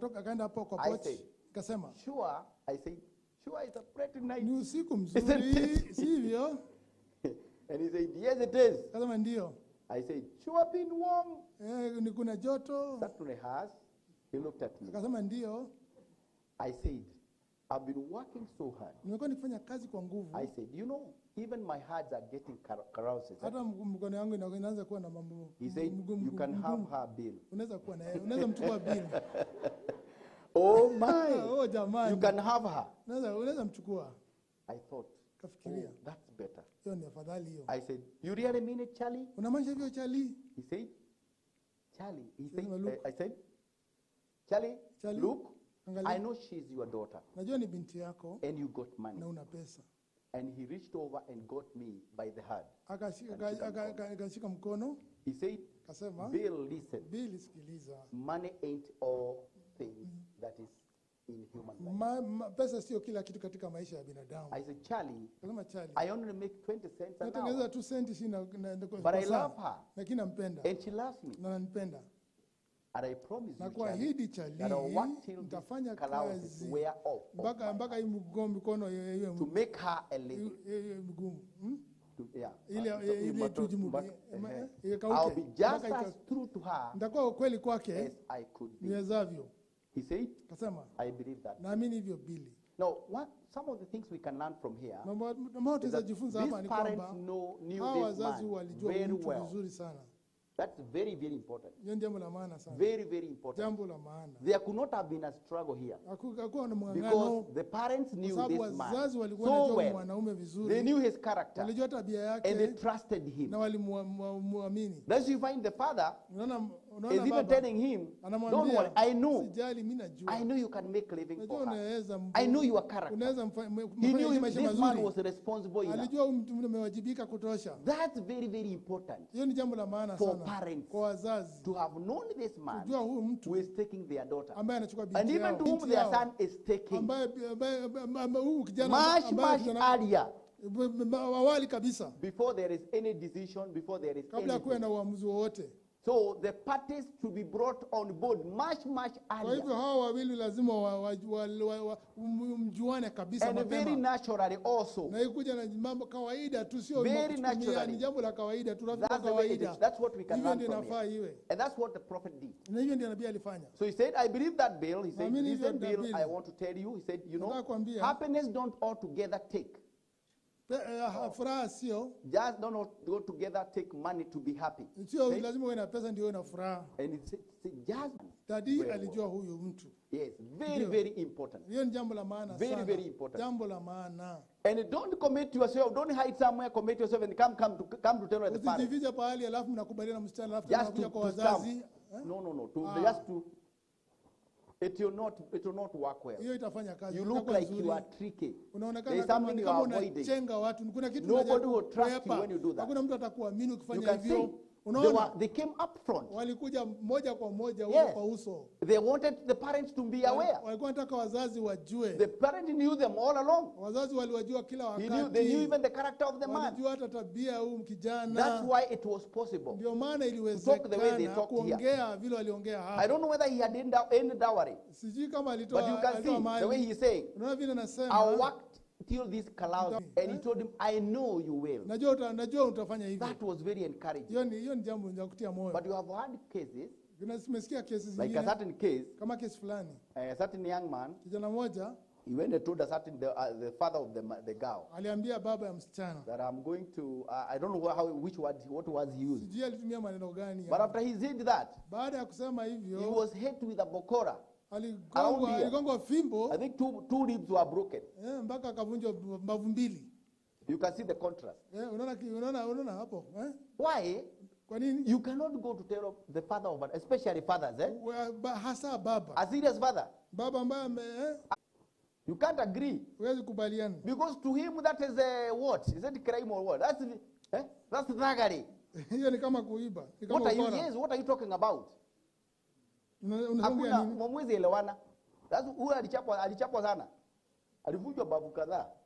Somewhere. Ni mahali najua na sitaki kutaja. So you can see, and you can see why. The wrong approach. Mambo unayafuata na njia mbaya. Yes. Let the parents have a say. Wacha wazazi wawe na before the commitment. Wajue Before you commit, let the parents have a say. And mtakubaliana. not only so, hata sio hivyo tu. let them know you all along. The two of Wacha you. wakujua In mjue both homes. kila wakati. Should be very natural. Iwe ni You are kawaida uniting tu. two families. Mnaunganisha Everything developing naturally. kila kitu kiurafiki, And iwe it ni can be easy like now how we see mambo our prophet mambo doing. ni kawaida, turafiki wa kawaida. I said, thank you, Charlie. Kasema asante Charlie. I sure will do that. Lakini nitafanya hivyo. Then it was time for her time to tell mama. Sasa ilikuwa sasa ni wakati wake kuambia mama yao. I don't know how she got by. Sijui alifanya But hivyo we namna got gani, married. lakini tuliona. So now, when we got married, tulipoana, we didn't have nothing. Hatukuwa na chochote. Nothing go housekeeping. Katika nyumba. I think we had $2 or $3. Walikuwa na $2 ama $3. And we rented the house. It cost us $4 a month. Wakakodisha nyumba, sijui alikuwa analipa. It was a little old two-room place. Kila mwezi ilikuwa ni chumba kimo. And someone gave us an old folding bed. Kuna mtu alinipatia kitanda ile ya kukunja. I wonder if anybody ever seen an old folding bed. Zikaja mwae kwa hizo vitanda vya kukunja. And they gave us that. Wakatupatia hiyo. And I went down to Sears and the Rubaks and got a little table with four chairs. Kaenda kwa Sears na Rubaks. Walikuwa nauza kanua meza na vitu vine. And it wasn't painted. Hata iko imepakwa rangi. You know, and we got that on time. Tukapata hiyo wakati unafaa. And so then I went over to Mr. Wemba, nikaenda kwa huyo a jamaa junk dealer, Wemba ambaye anauza and vitu bought a ambavyo cooking nzenze, nikanua stove ya kupika. I paid 75 cents for it. Kalipa senti ya And $1 and something for grates to go in it. Na dola kwa zile crates zile neko juu yake. And we set up housekeeping. Na sasa tukatengeneza tukapanga nyumba yetu. I remember taking and painting a shamrock on the chairs. Nikachukua hiyo rangi anaita siji when I painted them. Akapaka hizo vitu viti. And we were happy. Tulikuwa na furaha hata hivyo. We had one another. Tulikuwa na mmoja na mwingine. So that was all necessary. Hiyo ndio ilikuwa nafaa tu.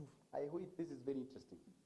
They did not have much. Hakuwa na but they had one another. Lakini mmoja walikuwa nasikizana, walikuwa naelewana. We were happy though. Walikuwa na we furaha. had one another. So that was all necessary. And God, by his mercy, na Mungu kwa fadhili zake, and his goodness, na wema wake, we was the happiest little couple. Kwa watu wawili walioana sana, walikuwa na furaha sana hapa duniani. Just note that. Yes. So what are we saying? We Nasema are done. what we are saying, Ile tunasema ni kwamba we can learn a lot of things from tunajifunza mambo mengi the story sana of Brother na Branham. hii hadithi ya ndugu Branham. The issue of responsibility, Jukumu. the issue of transparency, Na kuna the issue of kuweka mambo accountability, wazi, the na issue mambo of ya- integrity, na mambo ya unyofu, and how to bring on board all the concerned parties na vile kunaweza eleza naturally kuhusisha watu wote and ambao in good wanahusika kawaida na wakati ambao unafaa, and how to love genuinely, na vile unaweza penda bila unafiki, that you cannot take advantage of her Kwamba or him. huwezi tumia mtu mwingine vibaya. I think that's, we have so many things that we can get from here. And because we have gotten that, Na kwa sababu tumepata hiyo, what I want to do, vile nataka kufanya, I want us to quickly go to what the prophet describes as what is supposed to happen in marriage. We have seen the love story. tumeona Now, hadithi ya mwisho. I want us to see now what now he calls marriage, how he described marriage to be conducted. Vile anasema watu wanafaa kuingia katika mambo ya ndoa. Yes, so quickly we are there here. It's okay. Yes. Yeah.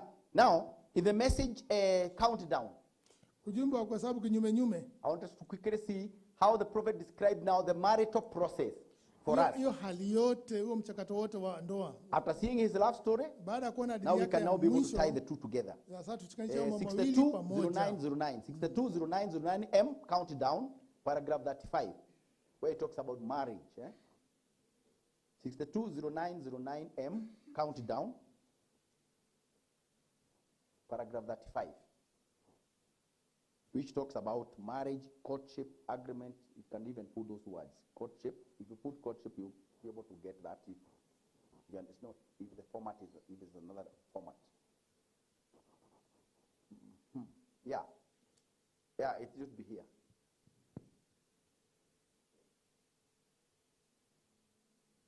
Yes, okay, yeah.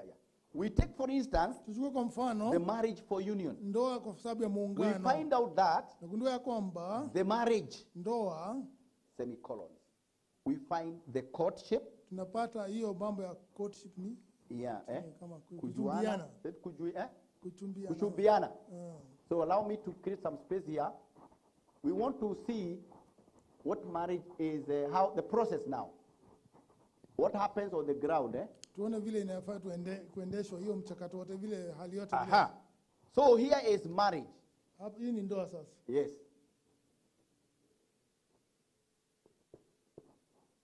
He counts now the process. Number 1, courtship. Kwanza ni kuchumbiana. Number 2, agreements. Agreements. Makubaliano. Notice it is plural. Makubaliano. So, marriage cannot be so Ndoa haiwezi kuwa kuweko without a time to know each other. bila wakati wa kujuana. Then the next level is agreement. Alafu kingine ni kukubaliana. Anything that you think is relevant or applicable to marriage or important Kitu ambacho ni cha for the maana future of the two. sana katika ndoa kwa sababu ya And mambo the other maisha ya people that are, usoni the other ya parties that are wawili, involved, children and even relatives. hata mambo ya watoto na mambo ya watu wa familia. People should agree Watu lazima wakubaliane. what to be doing, how to be doing it. Jinsi ya And kufanya. and we are going to see also the prophet in another message describing the same. So, then the marriage. Alafu basi ndoa. Now, when he says the marriage here, Kama hiyo ndoa ile, I want you to see what marriage now really is here. watu tuone At ndoa this point. hasa ni nini wakati. Yes. Look at now. Let's go on. Then it should settle it for all the time. Then it should settle it for all Basi the inafaa time. iwe imeshughulikia kila kitu wakati This wote. formula, this approach Hii hapa should mambo settle it kujiongelea. for all the time. Hii inafaa iwe kila wakati. And he says that's exactly what also Christ does. Hivyo Now that's ndivyo the same Kristo thing it is anafanya. with Christ and the church. Kristo anafanya hivyo na kanisa. Okay. So now, so that we can now see what now this part means. Tuone maana ya hii sehemu. Let's go to question and answer now. That is 640823E. 640823E.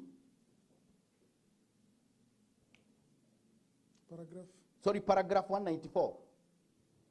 So question and answers. It's question and answers part 2. 640823E, paragraph 194. Or we can start with paragraph 193. Let's start with, yeah. He was answering this question. Now, Brother Branham, what is the meaning of annulment? Are people free to marry, or is this just another word for divorce? I would like some information on this.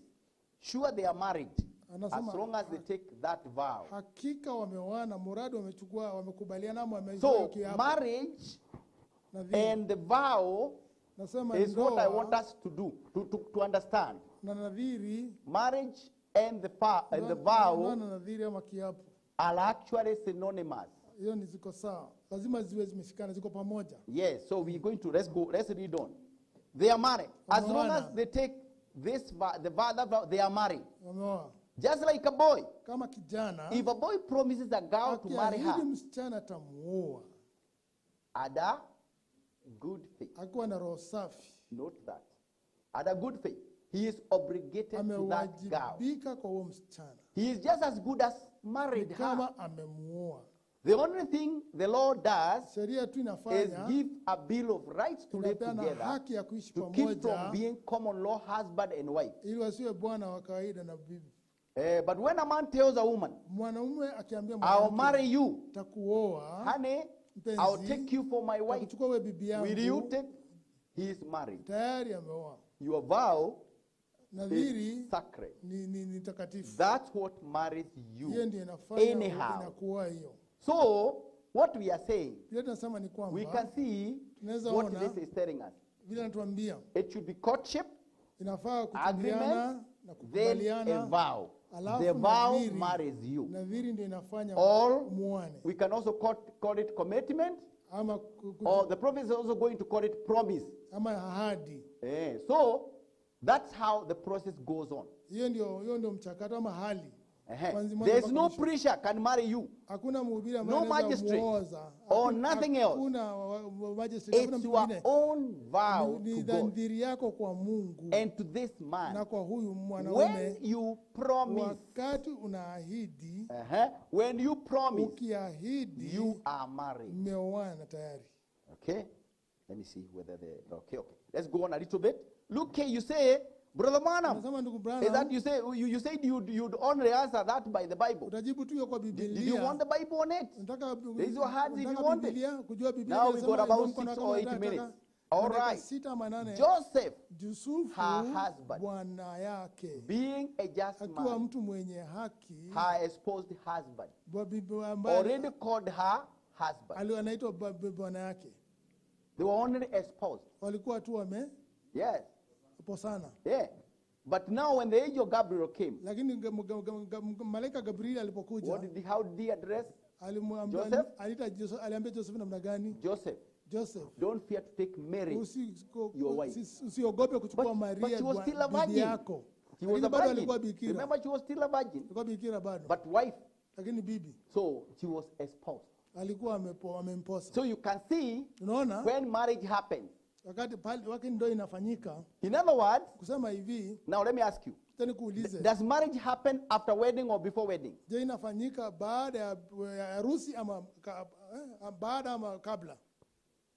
Yeah? Before, yes. And that's why the rapture is delaying. Because the rapture is what? It's a wedding. It's a wedding ceremony. It's a marriage ceremony. It's a wedding. Yadoa. Yes. So what is supposed to happen to be completed first?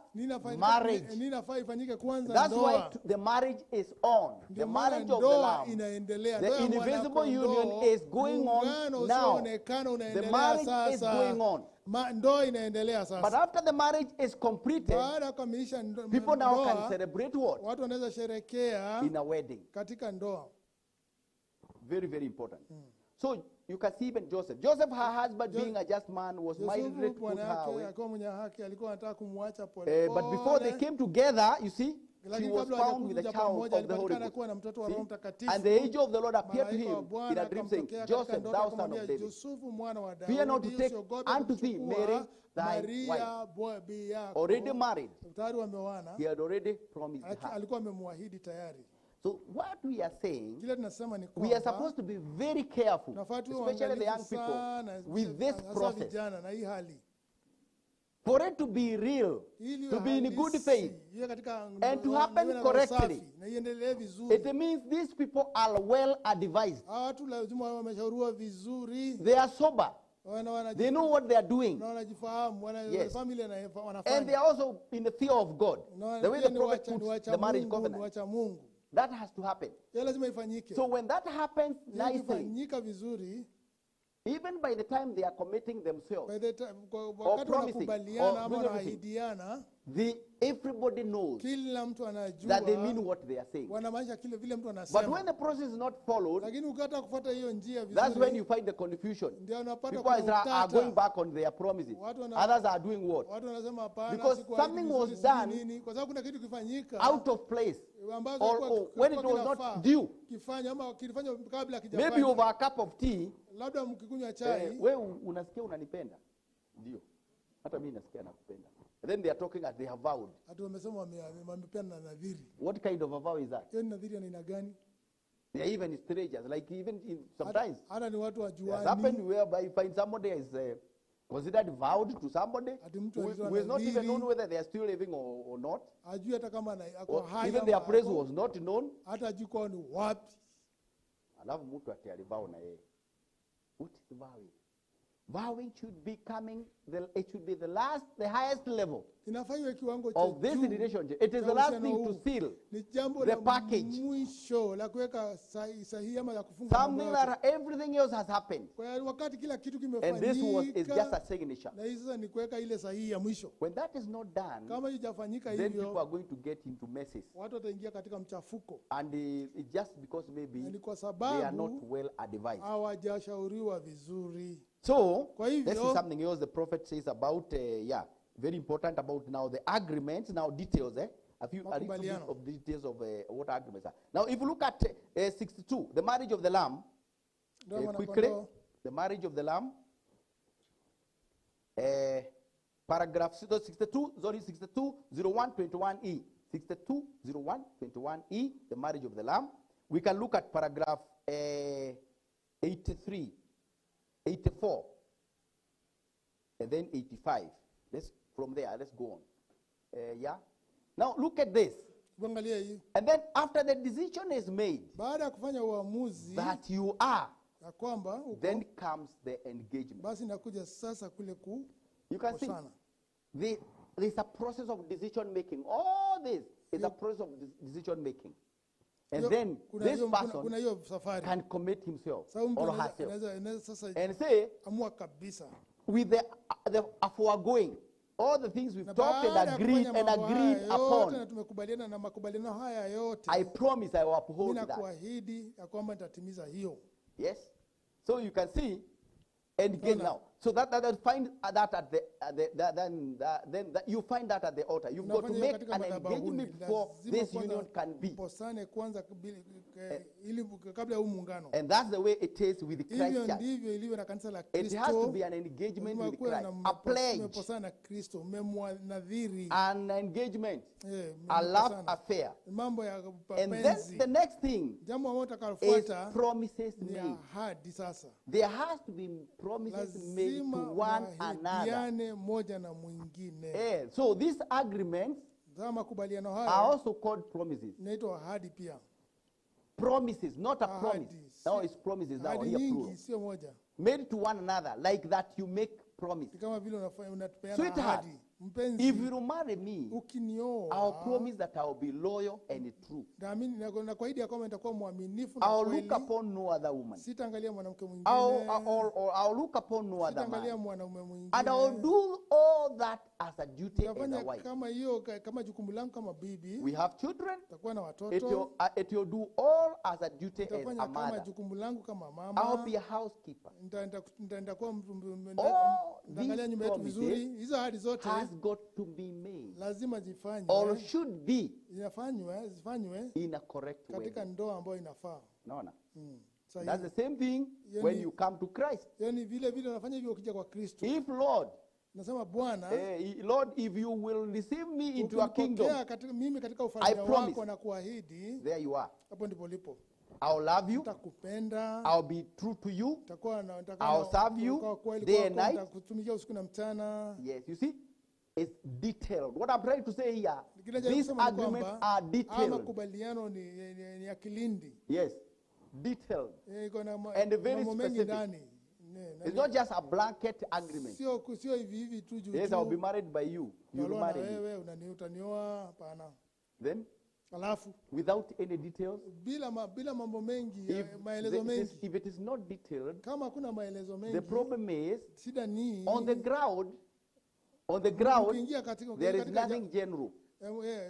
Wakati mtaingia katika ndoa, it can be a general agreement. Yes, okay. Mnaweza kubaliana kijumla. But on the ground things are very specific. Wakati mtaingia kwa ndoa hakuna jumla tena. Yes.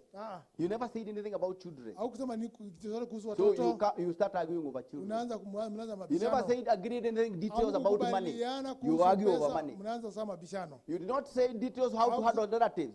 You argue over relatives. Watu wetu mtachukua namna gani? You never agreed how hamkukubaliana to handle friends. Vile marafiki wakija you are going to have problems with friends. Shida na marafiki. You never said anything about friends specifically. Kuhusu marafiki. Yes. Ndio. And then you never even said hata mkukubaliana agreed kubaliana that she'll be housekeeper. Or whatever. Atakuwa anaangalia nyumba. Mambo ya nyumba. Anakaa nyumbani. Yes. A housewife. You never agreed. And you wait until you are wedded, then you are telling her at home. You are not going to agree. You not agree. Kwanza anaona hii ni ujaja. Huyu jamaa alikuwa anangojea hivi alafu anakuja kusema maneno gani? Why didn't you say that other time? Kusema wakati ule mwingine.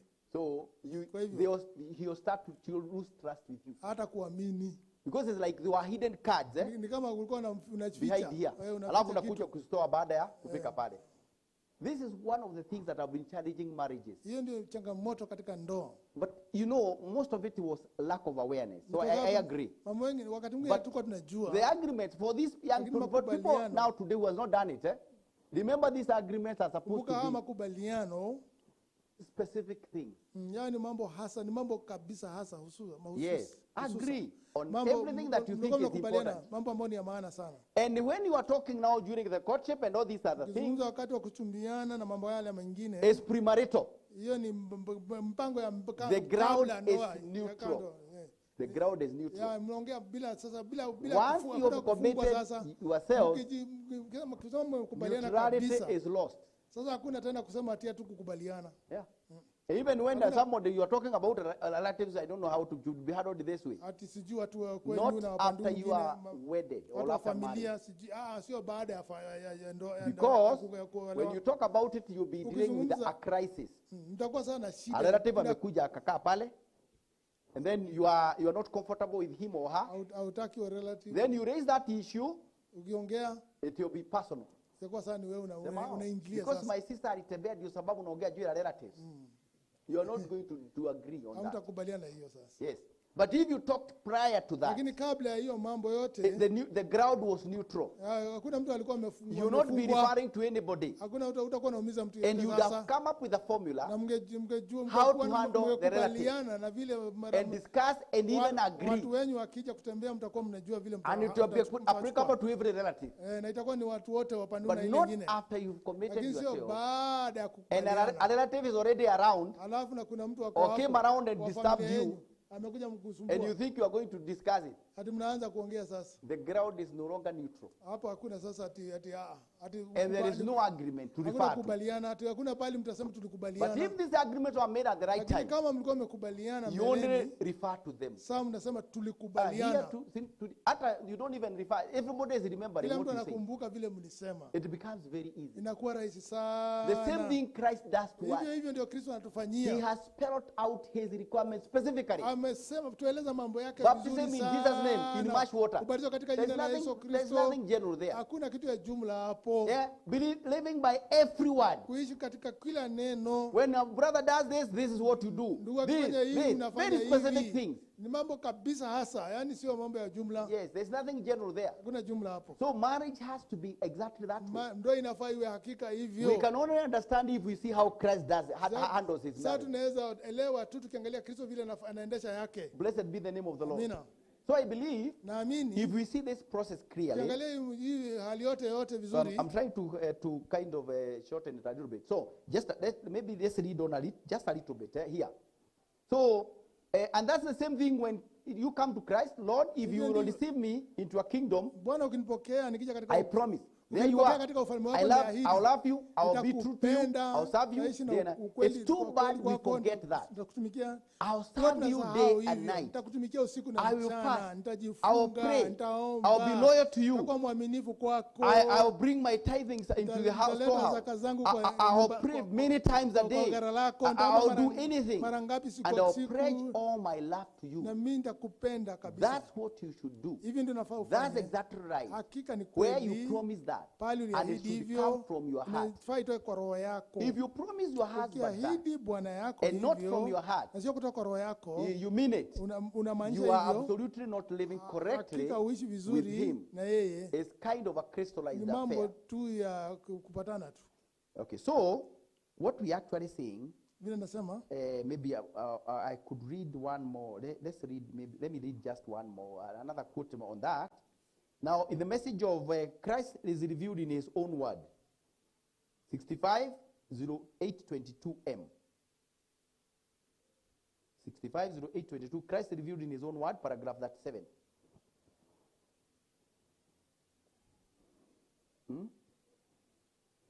Are we? Where it says, if a girl says, I could be happier, say, I could be happier. Where is that? Could be. it would be happier. 650822, Should be happier. Oh, yeah, I think, is it? Yeah. I think we can read together this. This is also very important. It is trying to show how these two people, the integrity that is supposed to be involved. Now, check that each of you men or you women. See, well, if your love is correct, you would do that. For you are interested in her welfare. So you could have her, you can live with her, she's your wife, she will be, she'll marry you, but she won't be happy. She would be happier. And then if you love her, then you want her to be happy. Therefore, whatever the will of God is, let God's will be done. Whether I'm happy with it or not, I want to live so he will be pleased with me. Now, was it paragraph 37? I wonder what it was. Up there. So please, watch it when the juu kidogo, rudi chini kidogo. Kuna kitu hapo juu, verse where. Aha. Kidogo? Yeah, something like this. So the prophet actually was talking to some young men. I seen 4 or 5 of them there. Now that's where I was. Young men, young wives, fine women. I know how them boys loved their wives. So I said to them, I said, here is the way to test it. If your wife, before you are married, now you go back, say you this married life, you've been dreaming, say you have been dreaming you are married. You really wasn't married, but you dreamed you were. And you woke up and you went and talked it over with your girlfriend and said, you know, I dreamed that we were married and we had children. We living happy and waiting for the coming of the Lord and everything. And then this girl would say to you, you know, I love another man better than I love you. I could be happy with the other man.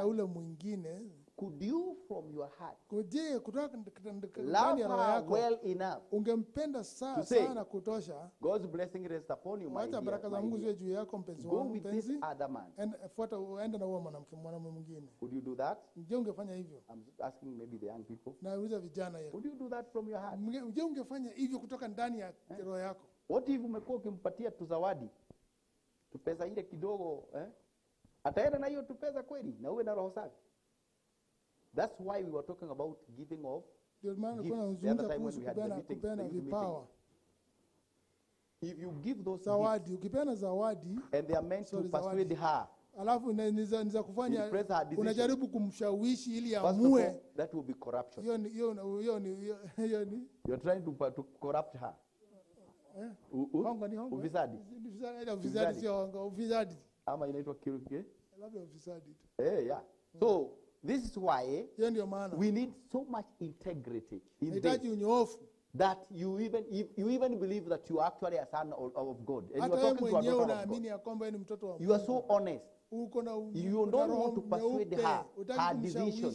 You don't want to kubadilisha influence her. uamuzi wake. You want her to make Unataka yeye afanye uamuzi wake. at a good faith. Yakuwa na roho safi. And you want to be her happy. You want her to be Ungependa happy. hata yeye awe na furaha. So if she told you she will be happy with Kama another nikwambia, man, mimi ningekuwa na furaha nikivielewa na if you mwingine. sincerely love her, Kabisa kama yeah, unampenda. honestly, because I always wanted you to be happy. Kwa sababu nilikuwa nataka uwe na furaha. If you are sure you'll be happy Kama with that other unahakika brother, utakuwa I would utafurahia rather kuwa na you go. ndugu mwingine, afadhali uende na huyo So mwingine. the questions on competition Kwa hiyo swali over a girl or a boy mashindano would be actually out of the haitakuwa pale.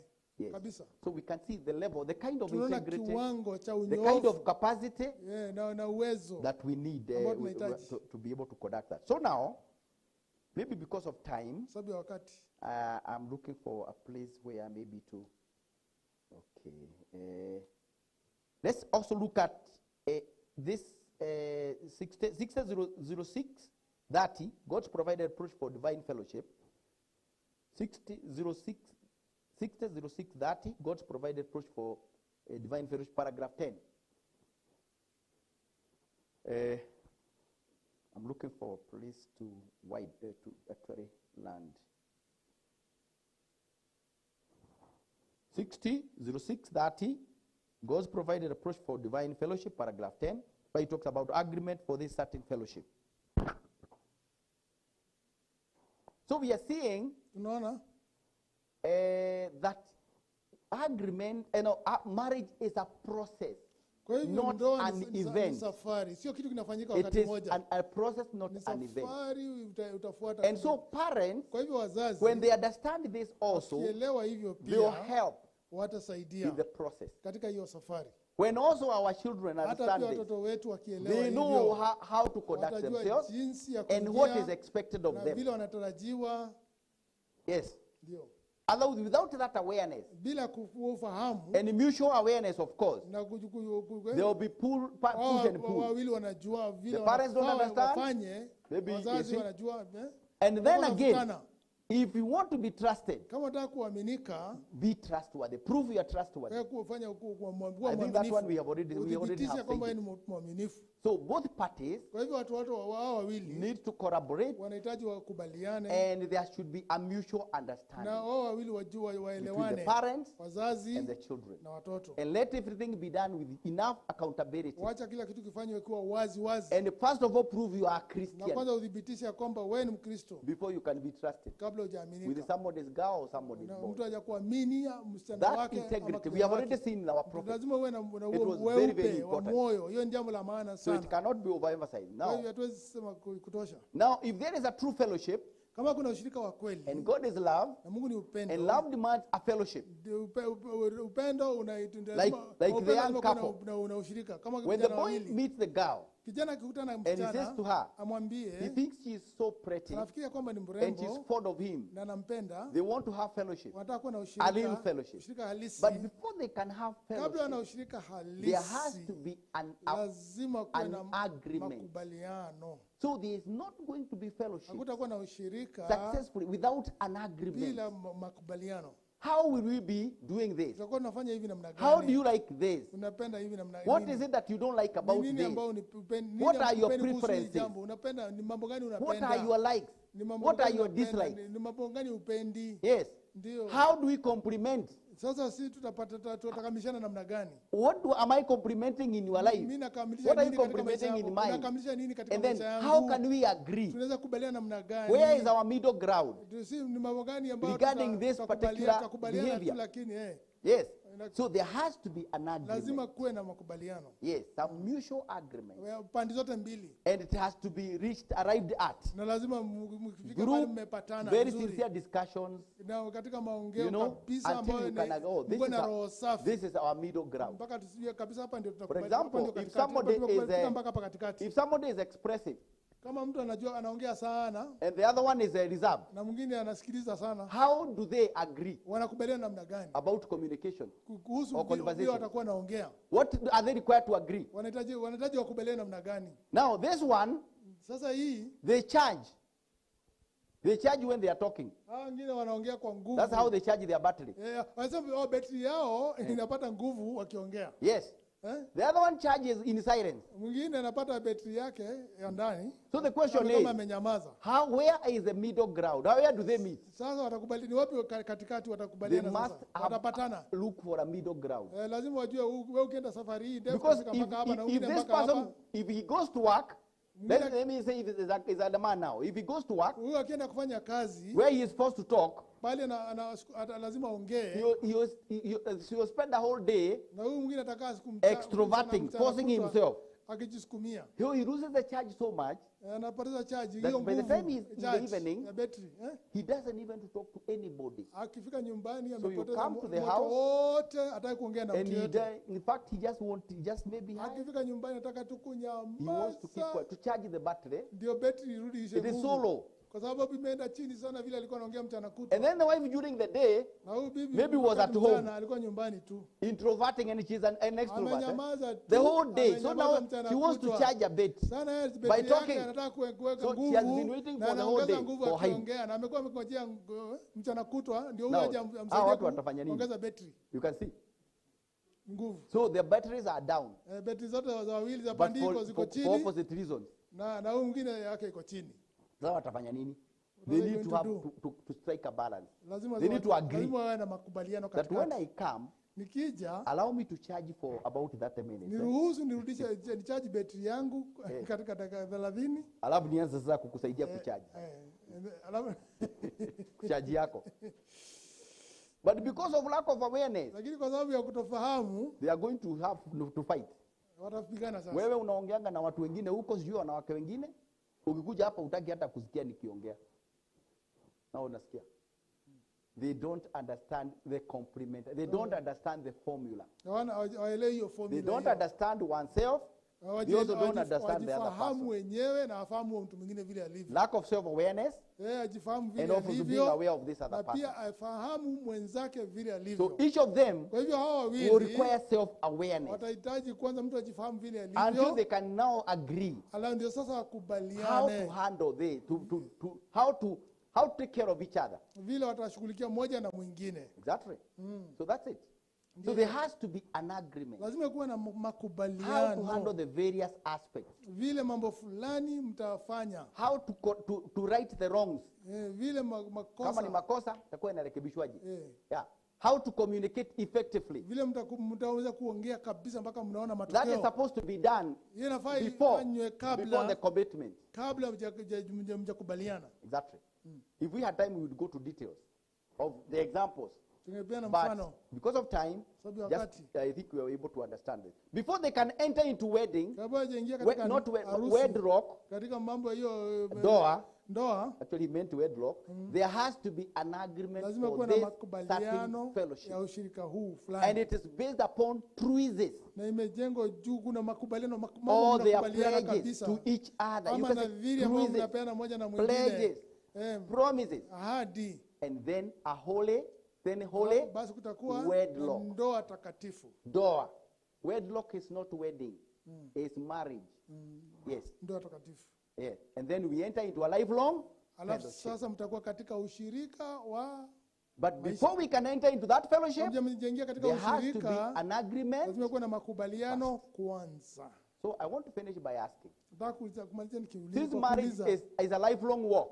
Kwa sababu ndoa ni It's a lifelong walk. wa maisha yako yote. Always remember. Ni safari ya maisha yote. Amos 3:3. Mkumbuke Amos 3. How can two walk together wawili wanaweza tembea namna gani? unless they be agreed? Kwanza wakuba. Is it possible? Inawezekana. Walk together, even literally. Kabisa. Literally. Watembee kabisa hata literally. Kawaida tu. Are you able to walk together unless you agree? Unaweza tembea na mtu kama mjakubaliana. Because two people you find their speeds are different, hata utapata hata mwendo wao ni tofauti. So unakuta mmoja ako huko mbele. Mwingine ako hapa nyuma. And they are going to the same place. na wanaenda pale pamoja. So for two people to even literally to go together, Ili they have to watembee agree, pamoja, even lazima on the speed, wakubaliane. Hata and of mwendo course the wao, direction. mwendo. Na panda pale wanaelekea So mwelekeo. this agreement Kwa hivyo hii makubaliano allows the marriage inaruhusu ndoa to be able to enjoy harmony. sasa mtakuwa mnapatana, So it is a detailed discussion. mnasikizana. Kwa hivyo Detailed lazima agreement muongee kwa kilindi regarding everything that they kuhusu consider kila important kitu cha maana, mnafikiri cha for their maana future together, kwa sababu ya kuweza kwa pamoja for the baadaye. future union. Muungano wa baadaye. Now, let me just read maybe one quote about now creating a job, job creation. Maybe just to mention briefly that because we were talking marriageability about and then employability. Just a moment. Kidogo tu. Nitaguzia tu kidogo alafu then I think tutakuwa tutaiashia pahali. If you look at there's a quote here I want us to read. Okay, look at sorry, 5601:29, the supernatural.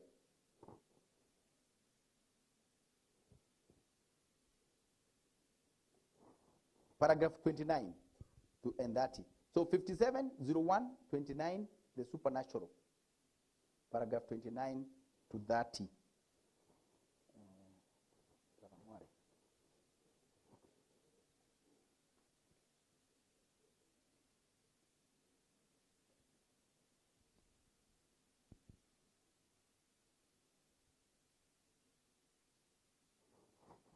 Higher. So now, let's read that quote first.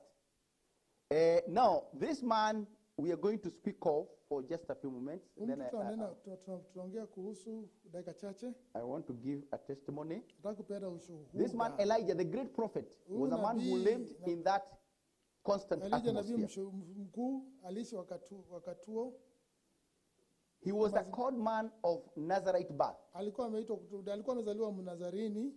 All gifts and callings are without repentance. Karama na mwito ni bila toba. It is nothing. Hakuna chochote. You can't make one hair black or white. Huwezi tengeneza nywele moja iwe nyeusi You ama can't nyeupe. add 1 cubic to your stature. Huwezi ongeza kimo chako. We only have carnal impersonations.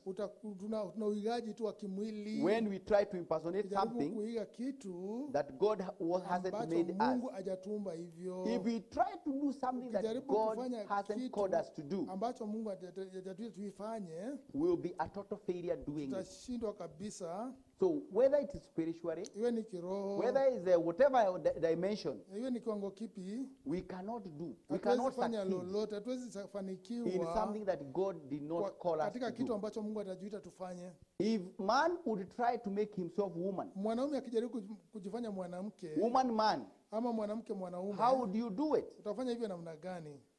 Okay. I met that woman that they supposed to have a surgical test and they be made a man. Pata mwanamke ambaye amefanyiwa upasuaji na akapandiwa akakuwa mwanaume. Made a woman whatever it was in Italy. Ama mwanaume akabadilishwa akakuwa mwanamke huko Italia. There she was. A disgrace to being a woman. Ilikuwa hiyo ni aibu kama mwanamke. Drunk as she could be. Alikuwa mlevi kupindukia. Walking up and down the street. Atembea huko barabarani. Oh, a horrible sight you ever seen. Baya sana kukiangalia. Notice. Ona. This is where we are coming. You can't make yourself anything different from what God intended you to Mungu be. alinuia uwe. Yes. This is very important for Hili us. jambo la maana sana kwetu. Anything else is an Kingine impersonation. chochote hiyo ni uigaji. So, gifts and callings are without repentance. So, the things that we need to use, we need to tap them. It's potential that is already inborn to us. Kuna vitu ambavyo Mungu ameweka ndani yetu. Let me, okay. Maybe let's get another quote again that makes it even more interesting. 50:07:11, Ministry Explained. 50:07:11, Ministry Explained, paragraph 29. It's good to get this again because of the issue of career and the other thing, employability. 50:07:11, Ministry Explained. Oh yeah, we already there. Paragraph 29. Yeah, and now, Sasa, it's all so. and it's all seen by vision. yote inaonekana kwa ono. Everything is by Kila kitu vision. ni kwa ono. When I see what you have done in life, Nikiona mambo yale I just see umefanya it, maishani. but it's like I'm looking at you now. Kama nakuangalia vile nakuangalia And it's sasa. been that way in a measure since I was a little Na boy. imekuwa hivyo kwa kiwango tangu nikupokea kijana mdogo. You can see it was inborn. For this Hiyo ni gift, it was kitu, inborn to Brother hii Branham. kipawa kilikuwa ndani ya ndugu Branham. Therefore, I believe that the gifts and callings are without Ndio repentance. naamini mwito na karama sio That bila you are toba, born bila toba. in this world with gifts. Umezaliwa hii dunia ukiwa na kipawa chako. Hapo tunakubaliana. You are born with in this world with your Umezaliwa gifts. katika hii dunia na kipawa. I believe you have to be born to be a musician. Naamini lazima uzaliwe ndio mwanamuziki. Yeah, you are born with that gift. Unazaliwa na hicho kipawa. You take children sometimes and give them all kinds of an education in Unachukua music. watoto na unaenda unaelimisha katika mambo ya muziki. They never make a musician. Hawakui wanamuziki wazuri. Unaweza kuta nyumba ambayo vitu nini? Vitu yote vya muziki. Instrument zote za music ziko pale. Na hakuna mtu hata anashughulika na hata anaziguza. Yeah? Another place hakuna chochote. Mtoto hata amejitengenezea ile kitu inaitwa nini? Yeye mwenyewe. Na anaicheza hata mnakuja kusikiza muziki pale. No lessons, nothing. Okay, the prophet is going to say it here. So, now, you take children sometimes and give them all kinds of an education in music. They never make a musician. And some of them that can't even read their ABCs, through, or say their ABCs, can play music of any type. You are born that you can't help. So, therefore, I think that is good. Let's look at another thing here. Just a moment, yeah. So therefore, it wasn't my righteousness, my family's goodness. It was the grace of God that brought the gift down to the people. See? And it just happened to be that God chose it for that purpose. Then as it goes on, it gradually grows greater and greater all the time, getting more and more. So even what the prophet was doing, it was also natural. It was inborn for him. Yes.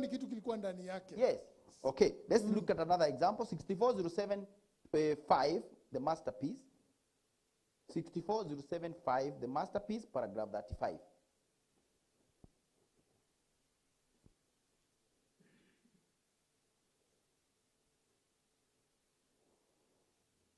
Yeah.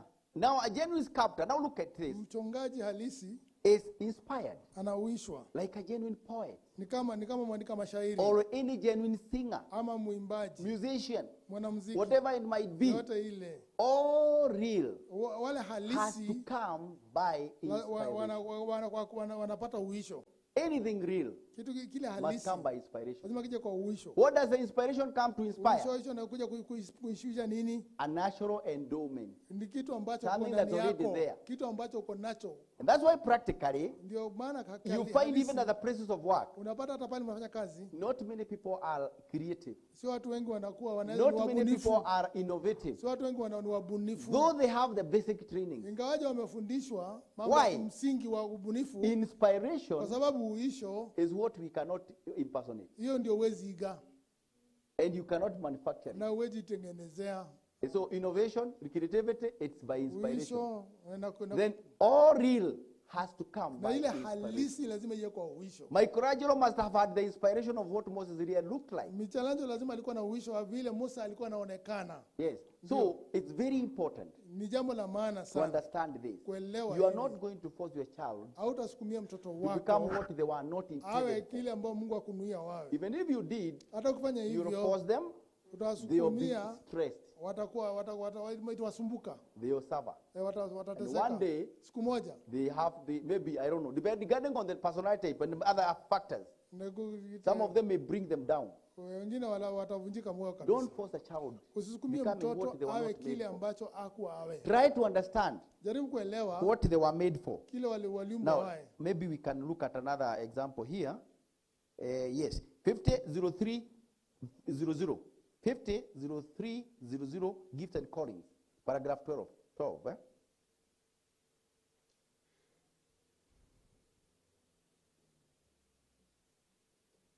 Then we will maybe look at another one example. So if we are there, yes. Yeah, and I believe that we are living in hours that before the coming of the Lord. There's this point where he says, you might give your child all kinds. It could be maybe down there, where, because of time. Yeah, around here. I was born of humble parents, born being a Catholic. I was born in Kentucky.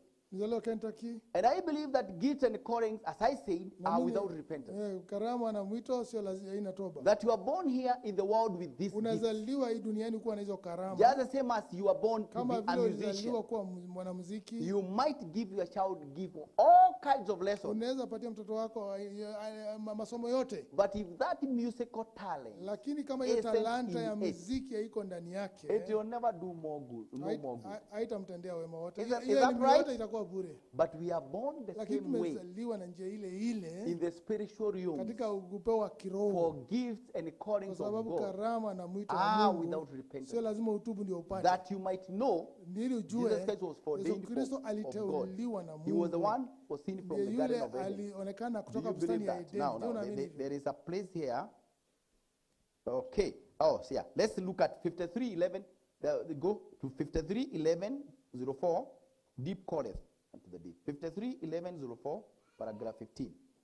I wanted us just to touch some highlights so that we can comfortably say that we now have a picture about marriageability, about employability. It's supposed to be happening naturally. Whether it's marriage, whether it's employment, it's supposed to have a natural backup. A natural platform. Then it is going to be self-sustaining. It's going to be sustainable. So, we are there. 11 is a good. 15 also. I started off, you know the story, and tonight, okay, let me see. Seeing visions. Just down there, the last part of that paragraph.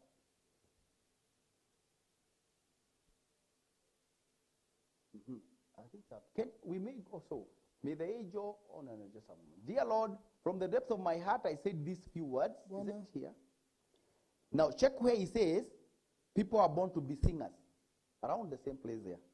People are born to be singers. Where he talks about my little girl. Because again it's very important when we are looking at when we are considering talents for these things. Is there something he says there about his girl?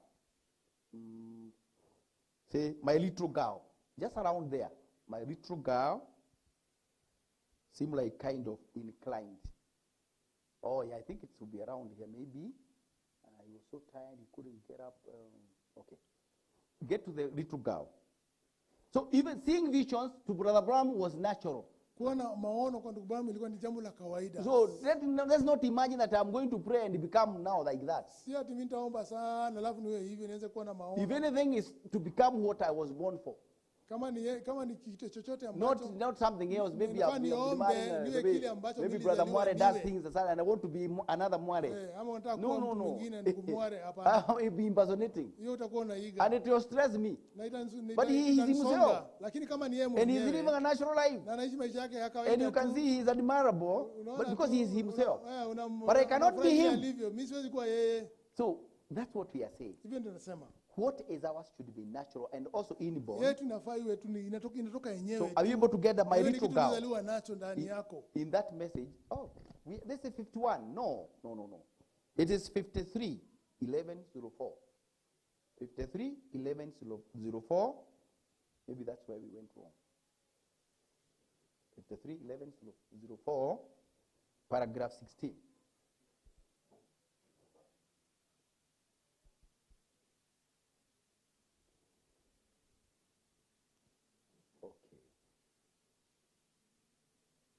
Yes, that's okay. The date is okay. Then where he says about my little girl seem like.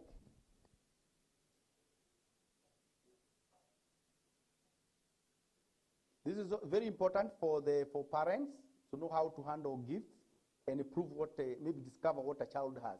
Maybe the example he's going to use here. My little girl. around the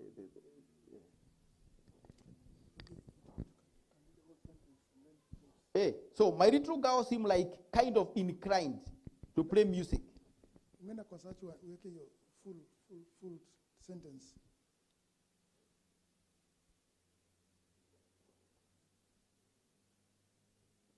My little girl seemed like kind of inclined. Right? Enda kwa search. Ranked search. Ondoa hiyo visions kwanza. So let's my little girl.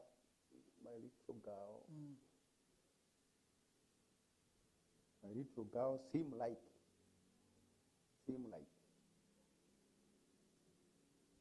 Huh? Ranked. Hey. Or kind of inclined, or yeah, something.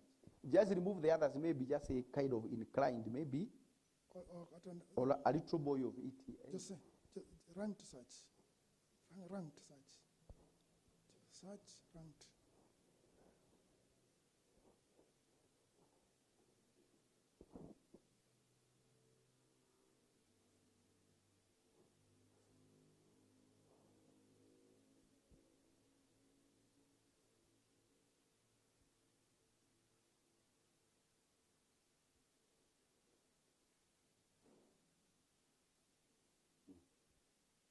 I don't think it is this one.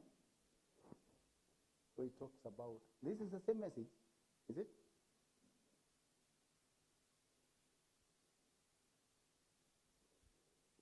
(53:11:04). My little girl. Sim. Huh? Little girl, sim. My little girl seemed like. Kind of inclined. Yeah, deep call it. Yeah, here we are. People are born to be singers.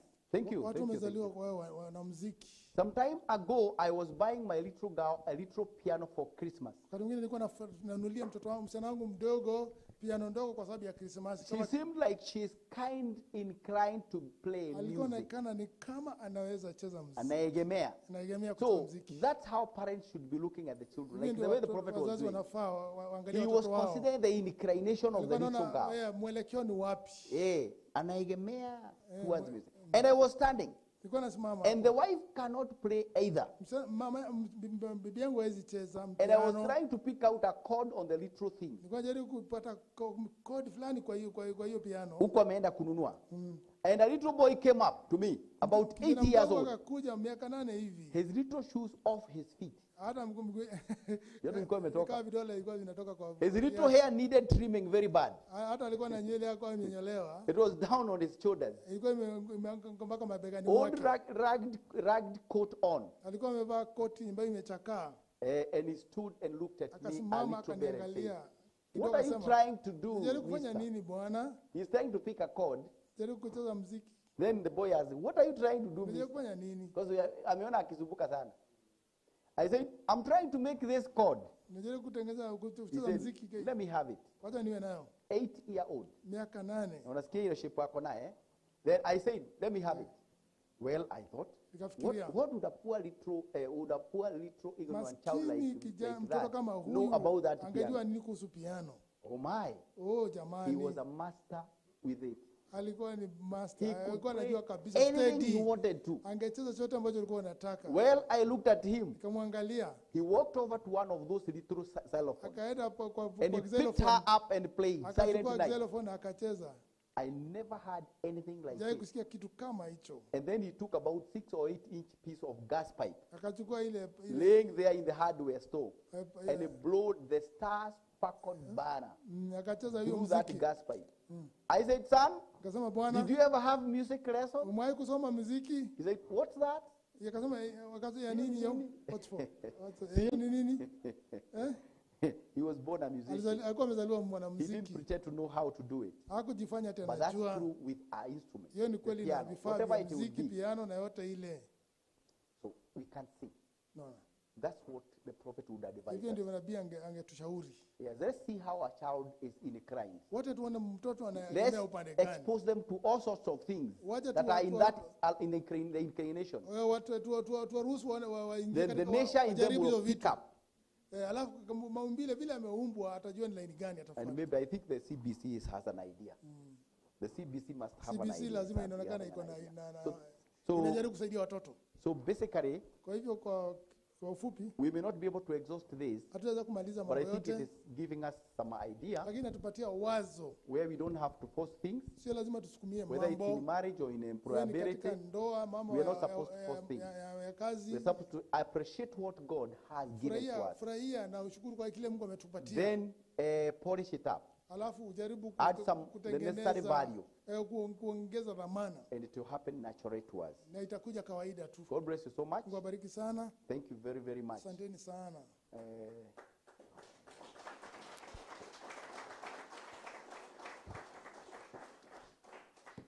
So, anything else?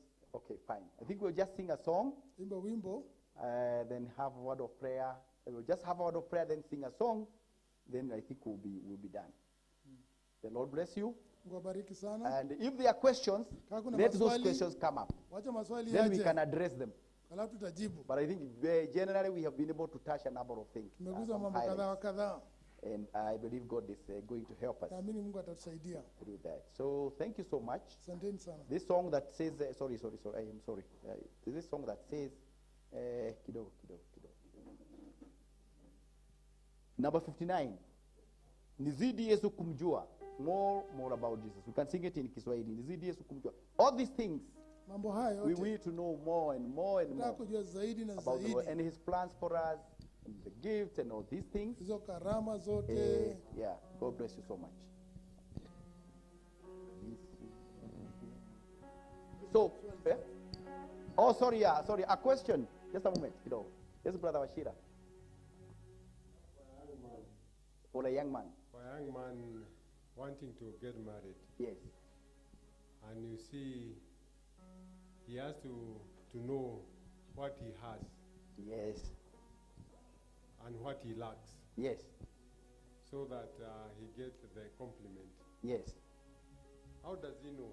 How does he come to know himself? Aha. Hey, that's quite a serious question, eh? Let's appreciate our brother. Now, Sasa. it's a very important question. Ni swali la maana sana. And those are the very critical aspects of life. Hayo ndio mambo ya muhimu sana katika maisha. It is easier for us to know other people. Ni vizuri ni rahisi kujua watu wengine. It is one of the hardest things to know ourselves. Lakini jambo ngumu ni kujifahamu. And this is a simple reason. Na sababu ni our 5 senses hisi zetu 5 are made such that zimeumbwa hivi kwamba they perceive our immediate environment for us. Huwa zinawasiliana na ile mazingira ambayo imetuzingira. But we are not part of that environment. Lakini sisi sio sehemu ya hiyo mazingira. So the senses don't sense. Kwa hivyo hisi haziwezi tuhisi sisi wenyewe zinahisi mambo yale yanatuzingira, lakini sisi wenyewe haziwezi tuhisi vile tulivyo. That's why ndio maana if you look at the human design, ukiangalia vile mtu ameumbwa mwili, the eyes are not meant to see you. Macho hafai kukuona. Your eyes are not meant for you. Unaona wewe mwenyewe huwezi jiona na macho yako. Yes. Macho That's yako, why your eye cannot kuona see watu itself. wengine. Jicho haiwezi kujiona. So you cannot remove something that is in your eye. That's the way Jesus actually was putting. Ukiwa na kitu kwa macho huwezi jitoa. Now, can you look at your face, Brother Washira? No, look at your own face with your own eyes. Huwezi angalia uso wako na macho yako wenyewe. But look at your neighbor's face. Lakini jirani yako unaweza muangalia na macho yako. So this is now where where the intrigue is.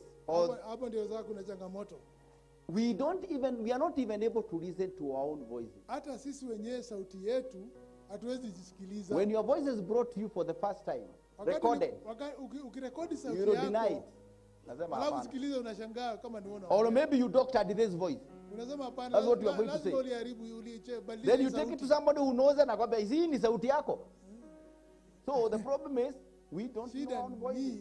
Hatujui hata sauti yetu vile ilivyo. And all the 5 senses Na hizo hisi tano they are ambazo tuko not nazo meant to address us. hazikuwa zetu tuwasiliane They are nazo supposed to sisi sense wenyewe. for us, but not sense Because us. tusaidie katika ile So mazingira I lakini sio believe sisi wenyewe. a human being had another sense. Lakini kwa hivyo binadamu lazima alikuwa na hisi ingine. I think you have an idea. That's the sense that we lost. Hiyo ndio tulipoteza. That was supposed to sense us Ambayo and ilikuwa sense for us. inahasa ilikuwa tusaidie kujihisi It sisi must, be wenyewe. the, it must be the sixth sense. Ili tujifahamu wenyewe. Lazima ilikuwa ni hisia 6. With the 5, Na hizi we have a tano problem with ourselves. tuko na shida. But we have no problem sensing other people. Lakini watu wengine tunaweza jua vile walivyo. So how can we know Kwa ourselves? hivyo sasa tunaweza jifahamu. Even physically, namna gani. we only do it through a reflection. Hata tukitaka kujua sura yetu vile That's why ilivyo, we used to have lazima to tuangalie a mirror kioo to look at ourselves. ndio tujiangalie.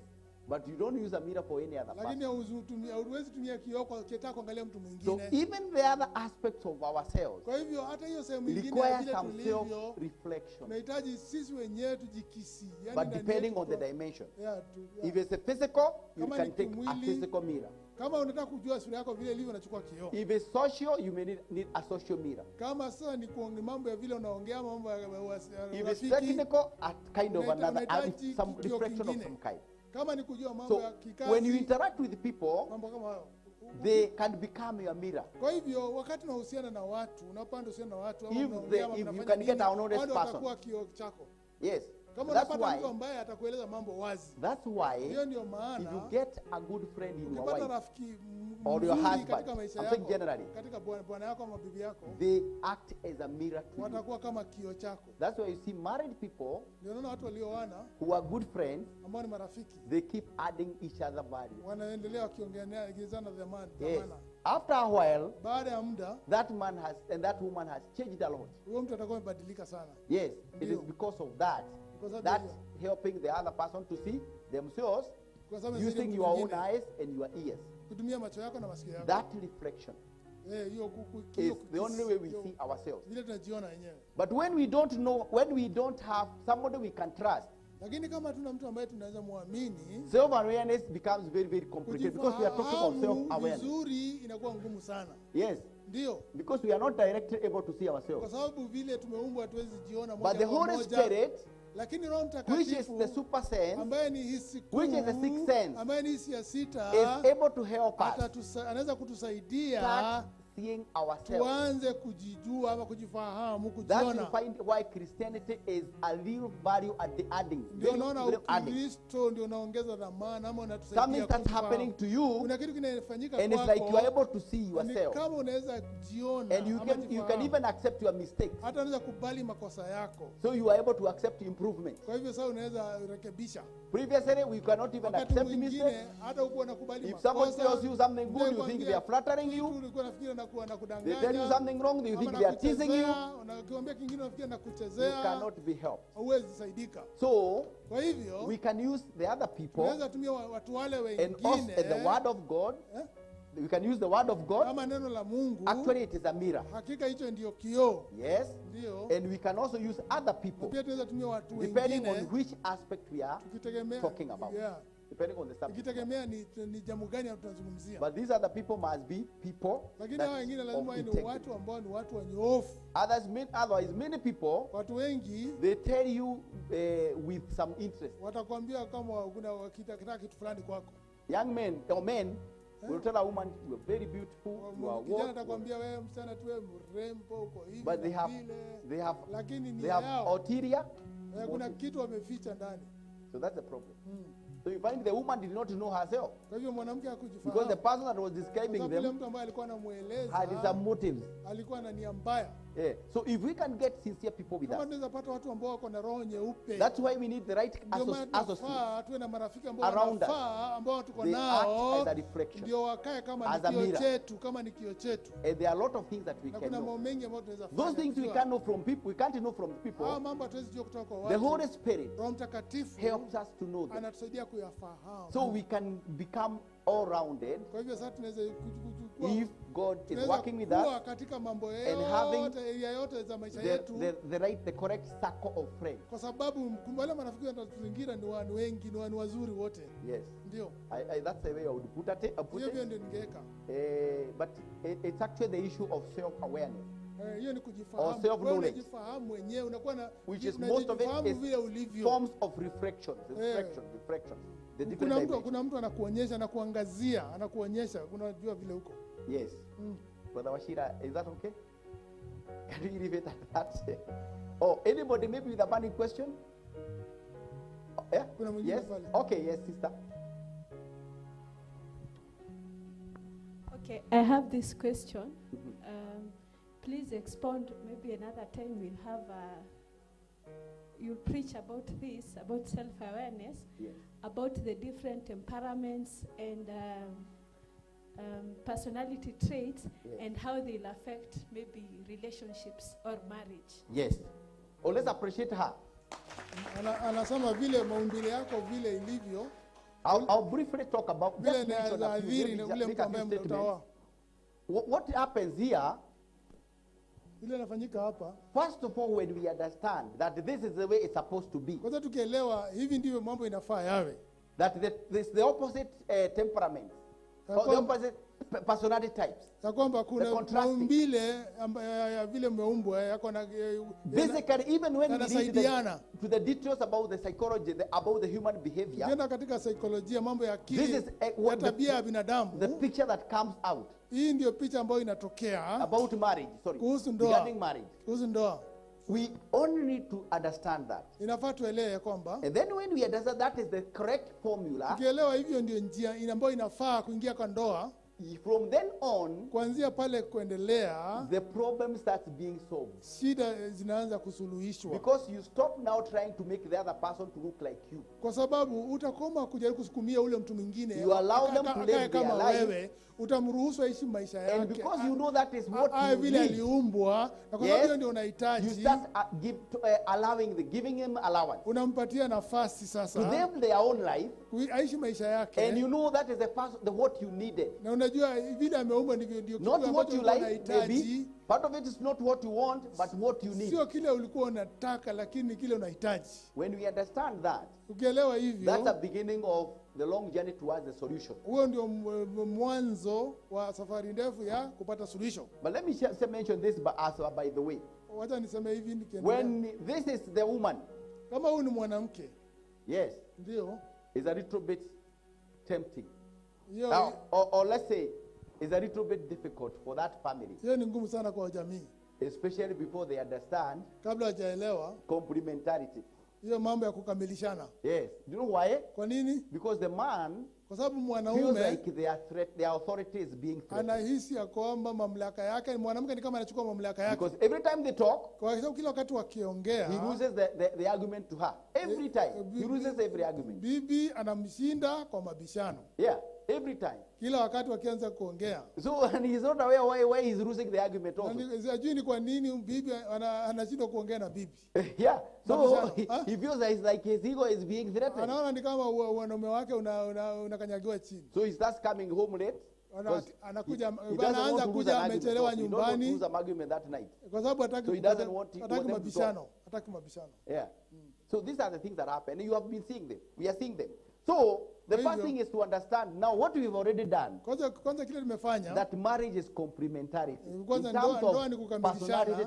Katika vile katika maumbile ya binadamu. And compatibility when it comes to character. Na kupatana katika tabia. That already gives us actually a foundation. Hiyo ndio inatupatia msingi. Now we can go to the details. Sasa tunaweza ingia katika mambo ya kilindi about the personality type. Kuhusu maumbile ya binadamu. One of the places I can recommend somebody can look at is MBTI.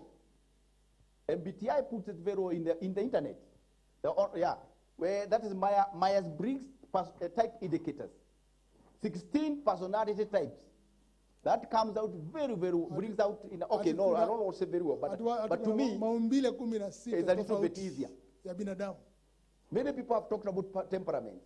But I think this one, when they made out of the 4, they analyzed it up to until they have 16 personality types. Kutoka zile vikundi vine vya vile watu wameumbwa. You are likely to find watu wamekuja na wametengeneza zingine 16. And many times maumbile ya binadamu vile mtu ameumbwa. Many times mara nyingi you will find like now these two people. Hawa watu wawili. This might be a TJ. If you go after reading those things, this could be an FP.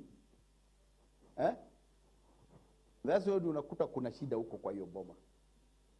Because if she's a woman here and she's a TJ, meaning?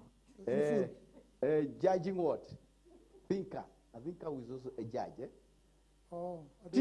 Sorry. Let me briefly. I don't know. I know I'm feeling like I'm taking a lot of break. Let me go back. Let's explain a little bit. Now, the main the main functions of the mind is T for thinking. Kazi ya akili ni T. N for intuition. S for sensing. And then I for F for feeling. The two, they are about 8, but the 4 main functions of the mind. They are the thinking, the intuition, sensing, and feeling. Depending on which position it is occurring naturally, and these are things that happen naturally. Which position is your T, or which position is your F? From number 1 to 8, up to number 4. These are the main things that actually are seen expressing themselves in your behavior. So if thinking is in position 1 and 2, people know you as they actually notice that you are thinking. They notice. Because it expresses itself. The other one is also thinking, but it hides itself.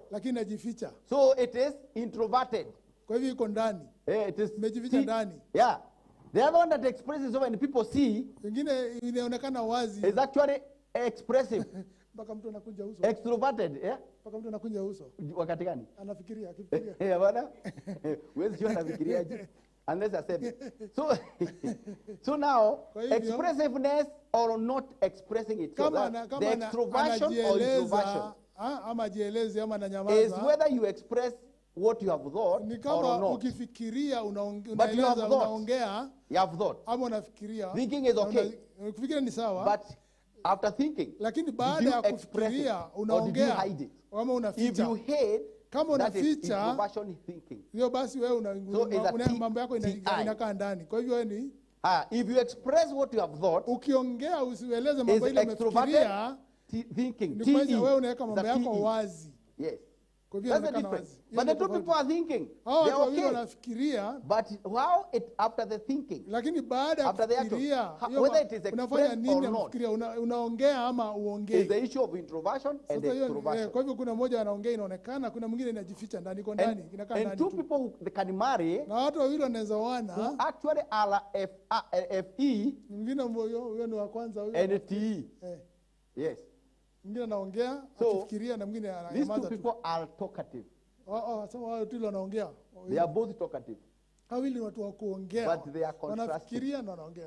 One is an expressive thinker. Feeler. An expressive feeler. An expressive thinker. So, you'll find he is at an FE but at TI. This one. He will hide his thoughts, but he will reveal his feelings. So as you talk, these two people are contrasting. But they are talking. They are talking. But what are they talking? One is expressing their feelings and hiding their thoughts. The other one is expressing their thoughts and hiding their feelings. So the contrast is still there. The contrast will still be there.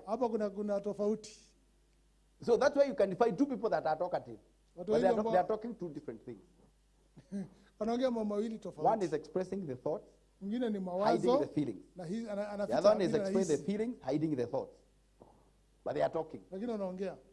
So, okay, I don't know how to put it. But I think if we look at some of these things, maybe next time, sister, I think we'll have already gotten some of the details. Are you okay? That's okay. Any other question or should we?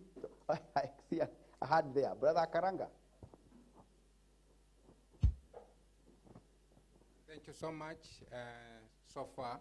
Welcome. But I just want to make an observation. Now, supposing a parent his son or daughter comes and tells the parent that have identified so and so that I would wish to marry. And then you know the background of the home this girl or this boy is coming from, and you advise contrary to your daughter or your son's feeling. How would that one be leniently explained? Two,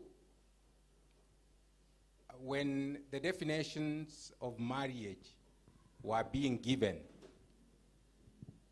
there were colossal of them, close to 15, 16 definitions that brethren and lighted to, that is the sisters and brothers. Is that, which one will we then take that this is the correct definition as far as marriage is concerned? Because if you go to make do with all of them, I want to believe that there will be confusion. And I'm saying that because the Bible teaches and tells us that the children of Israel were devised to follow the word of God. And therefore they could not administer or attach themselves to the definitions of the Moabites, Hittites, and them all, the Philistines and them all. Yes. So when we are looking at one of the definition that according to the customs of the people. Yes. What is the custom of God in this manner that the church of God should follow when it comes to marriages? Thank you. Thank you very much. Let's appreciate our brother. So these two questions, I'll try to look, we will briefly just go look at them. Number one. Kwanza.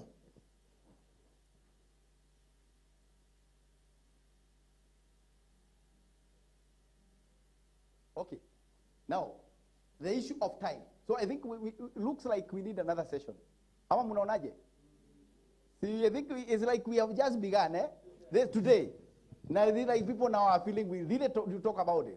So let me, because of that, let me just say very briefly, then we now should plan another time. Because I think there are many other questions. And even the things we were supposed to go through, there's still a lot of that we've not done. So maybe the issue should be planning next time. But brother Ekaranga, briefly, this son who is already saying they have identified someone to marry, and they are insisting, first of all, the approach is wrong. Because that conclusion that I'm marrying so and so, you can see the conclusion. They were not supposed to have that journey like that. They are supposed to have brought on board other parties. And that's why I gave the story, the last story of Abraham. You can see the family of Hope, and Hope were already on board. That there is a relationship going on. And if they were opposed to it, they would have refused the boy many times long ago. Yes. So you can see it's supposed to be a natural build-up. Okay. Secondly, is this one about now the now marriage itself? The prophet says, in the choosing of a bride, just note down because of time, choosing of a bride, that is 6504-29E, paragraph 49. He says, that 48, he says, divorces are because men and women got away from God. If man or woman prayed and asked God, God, is this your plan? You see? So, after seeing what we described is what is seen physically on the individual, the natural formula. But you cannot, that is not enough. The prophet says, you plan, look, pray. Yeah. So these 3 steps are very Hiyo critical. hatua tatu ni za You are maana looking sana, and also unaangalia asking ndio, God. Now, na pia he looks unaomba okay Mungu. in every other way. But is this your plan? Je, Mungu huu ndio mpango wako? So it's a combination of all these factors. Kwa hivyo ni mambo hayo yote pamoja There is jumla. what you can see, Kuna kile unaweza ona. but then there's still something else. Alafu kuna You kitu have kingine. the aspect of God coming in. Kuna lazima uingize Mungu pale ndani. This is why we are supposed to be already have Ndio maana developed communing with God, lazima tuwe tumeongea tukiongea na where you Mungu. can ask him, is this your plan? Unamuuliza And Mungu, then je, huu ni mpango wako? when you ask him, there must be a way of him answering you. Lazima awe na njia fulani Meaning ya you know how kukujibu. to talk it over with Kwa him. sababu unajua vile mnaongea na yeye. That should be the approach. Hiyo ndio nafaa uwe unaingia mambo ya Whereby ndoa. you plan, look, and pray. Unapanga. And when you are praying, you are asking God something, and then He is Unaangalia, answering you. unapanga na unaomba. Alafu Mungu anakujibu. Yes. When that happens, then kifanyika, everything is brought on board. Kila kitu, The physical aspect, the spiritual aspect. mambo ya kuona na mambo ya kiroho. Maybe I can. Is that brother? Is that okay? That far. So I think we can stop there, brother. Because we need to plan another one. But I'm happy that everybody is excited and we feel it's time that is denying us maybe to going on. So God bless you so much. Mungu abariki sana. I think we just pray. Tuomba. Then after the prayer, baada ya maombi, then we can sing this song. Tuimbe wimbo. And then I think we'll be good enough. There is a visitor here. Kuna rafiki ametembea. So ni sawa sawa. Okay. Yeah. So thank you. I've really enjoyed you. Asante, tumefurahia. It's like we were supposed to begin now, isn't it?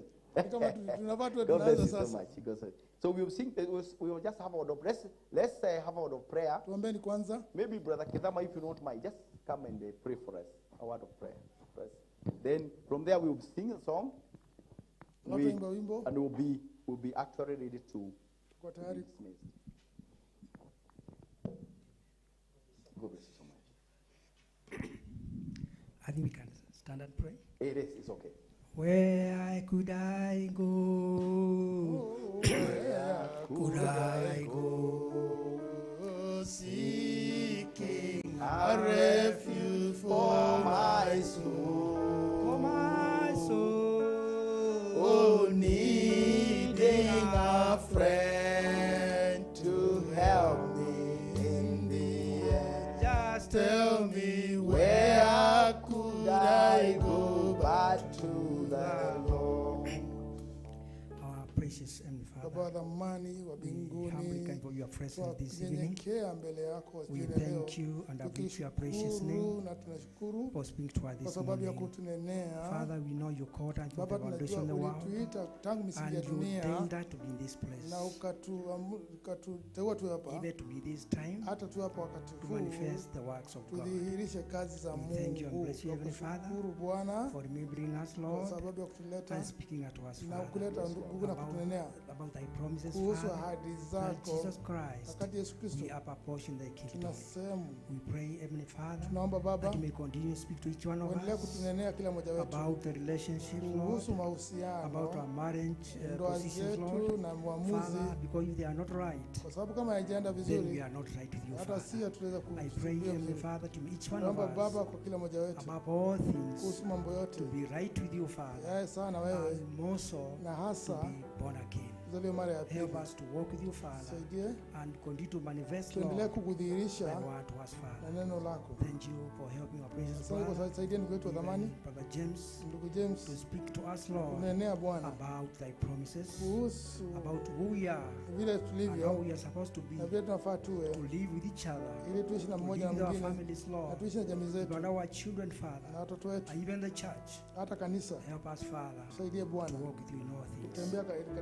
Lord, and God help him, Lord, with his family, Lord, to continue to work for the even the other ministers, Lord, even the official of the church, and the late Lord, and all of us, we commit ourselves to you. Help us in this heavenly way, because without you, we cannot make it far. Tuwezi. Pray that you may continue to help us, Nataka Lord. kusaidia Bwana. Even our precious Pastor Muriuki, Hata mchungaji wetu and Muriuki his wife, na bibi yake. we continue to commit them to your hands. Tunakabidhi mkononi mwako. Touch them, Lord. Waguze Bwana. Healing them, Lord. Waponye. Uplift them, Lord. Wainue. Even the church, hata kanisa. the bride of Christ.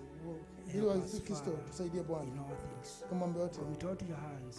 Tukabidhi mkononi mwako. In the name of Lord Christ. Katika Yesu Kristo. Pray and trust. Naomba tukiamini. Amen. Thank you very much. We'll just sing this song. And then, just a moment. If in case there is something that was said here, kama kuna kitu ambao that ulisikia might look a little bit contrary, ambao kinaonekana ni or kinyume, that could cause some kind of a problem in between the two of you, kama kinaweza leta shida katikati ya nyinyi wawili, it is not meant to do that. It is only supposed to make us better. Na kwa kinafaa kitufanye tuwe bora.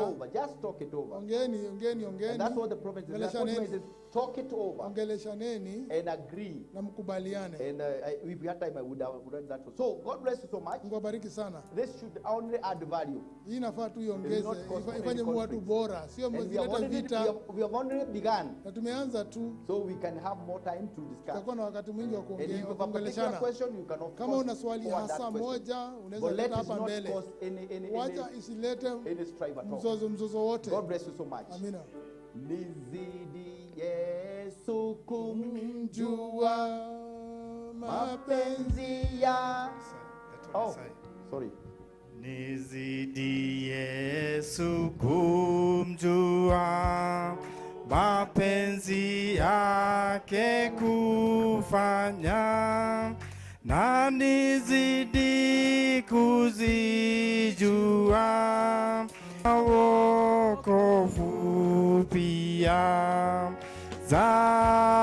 zaidi ya Yesu, zaidi ya Yesu, nizidi kumjua sana, pendo na wokovu pia, nizidi niyelimishwe, mapenzi yake nitende, Roho wa Mungu na uwe mwalimu wangu milele,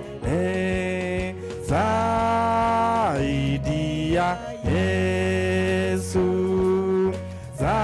zaidi ya Yesu, nizidi kumjua sana, pendo na wokovu pia, nizidi katika neno, kushirikiana nalo, nisikie sauti, misemo iwe moyoni,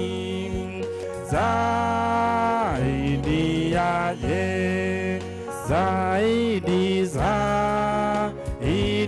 ya Yesu, nizidi kumjua sana, pendo na wokovu pia, nizidi kumwona Yesu na utukufu wake mkuu, uzidi ufalme wake, hata kurejea kwake, zaidi ya Yesu, zaidi ya Yesu.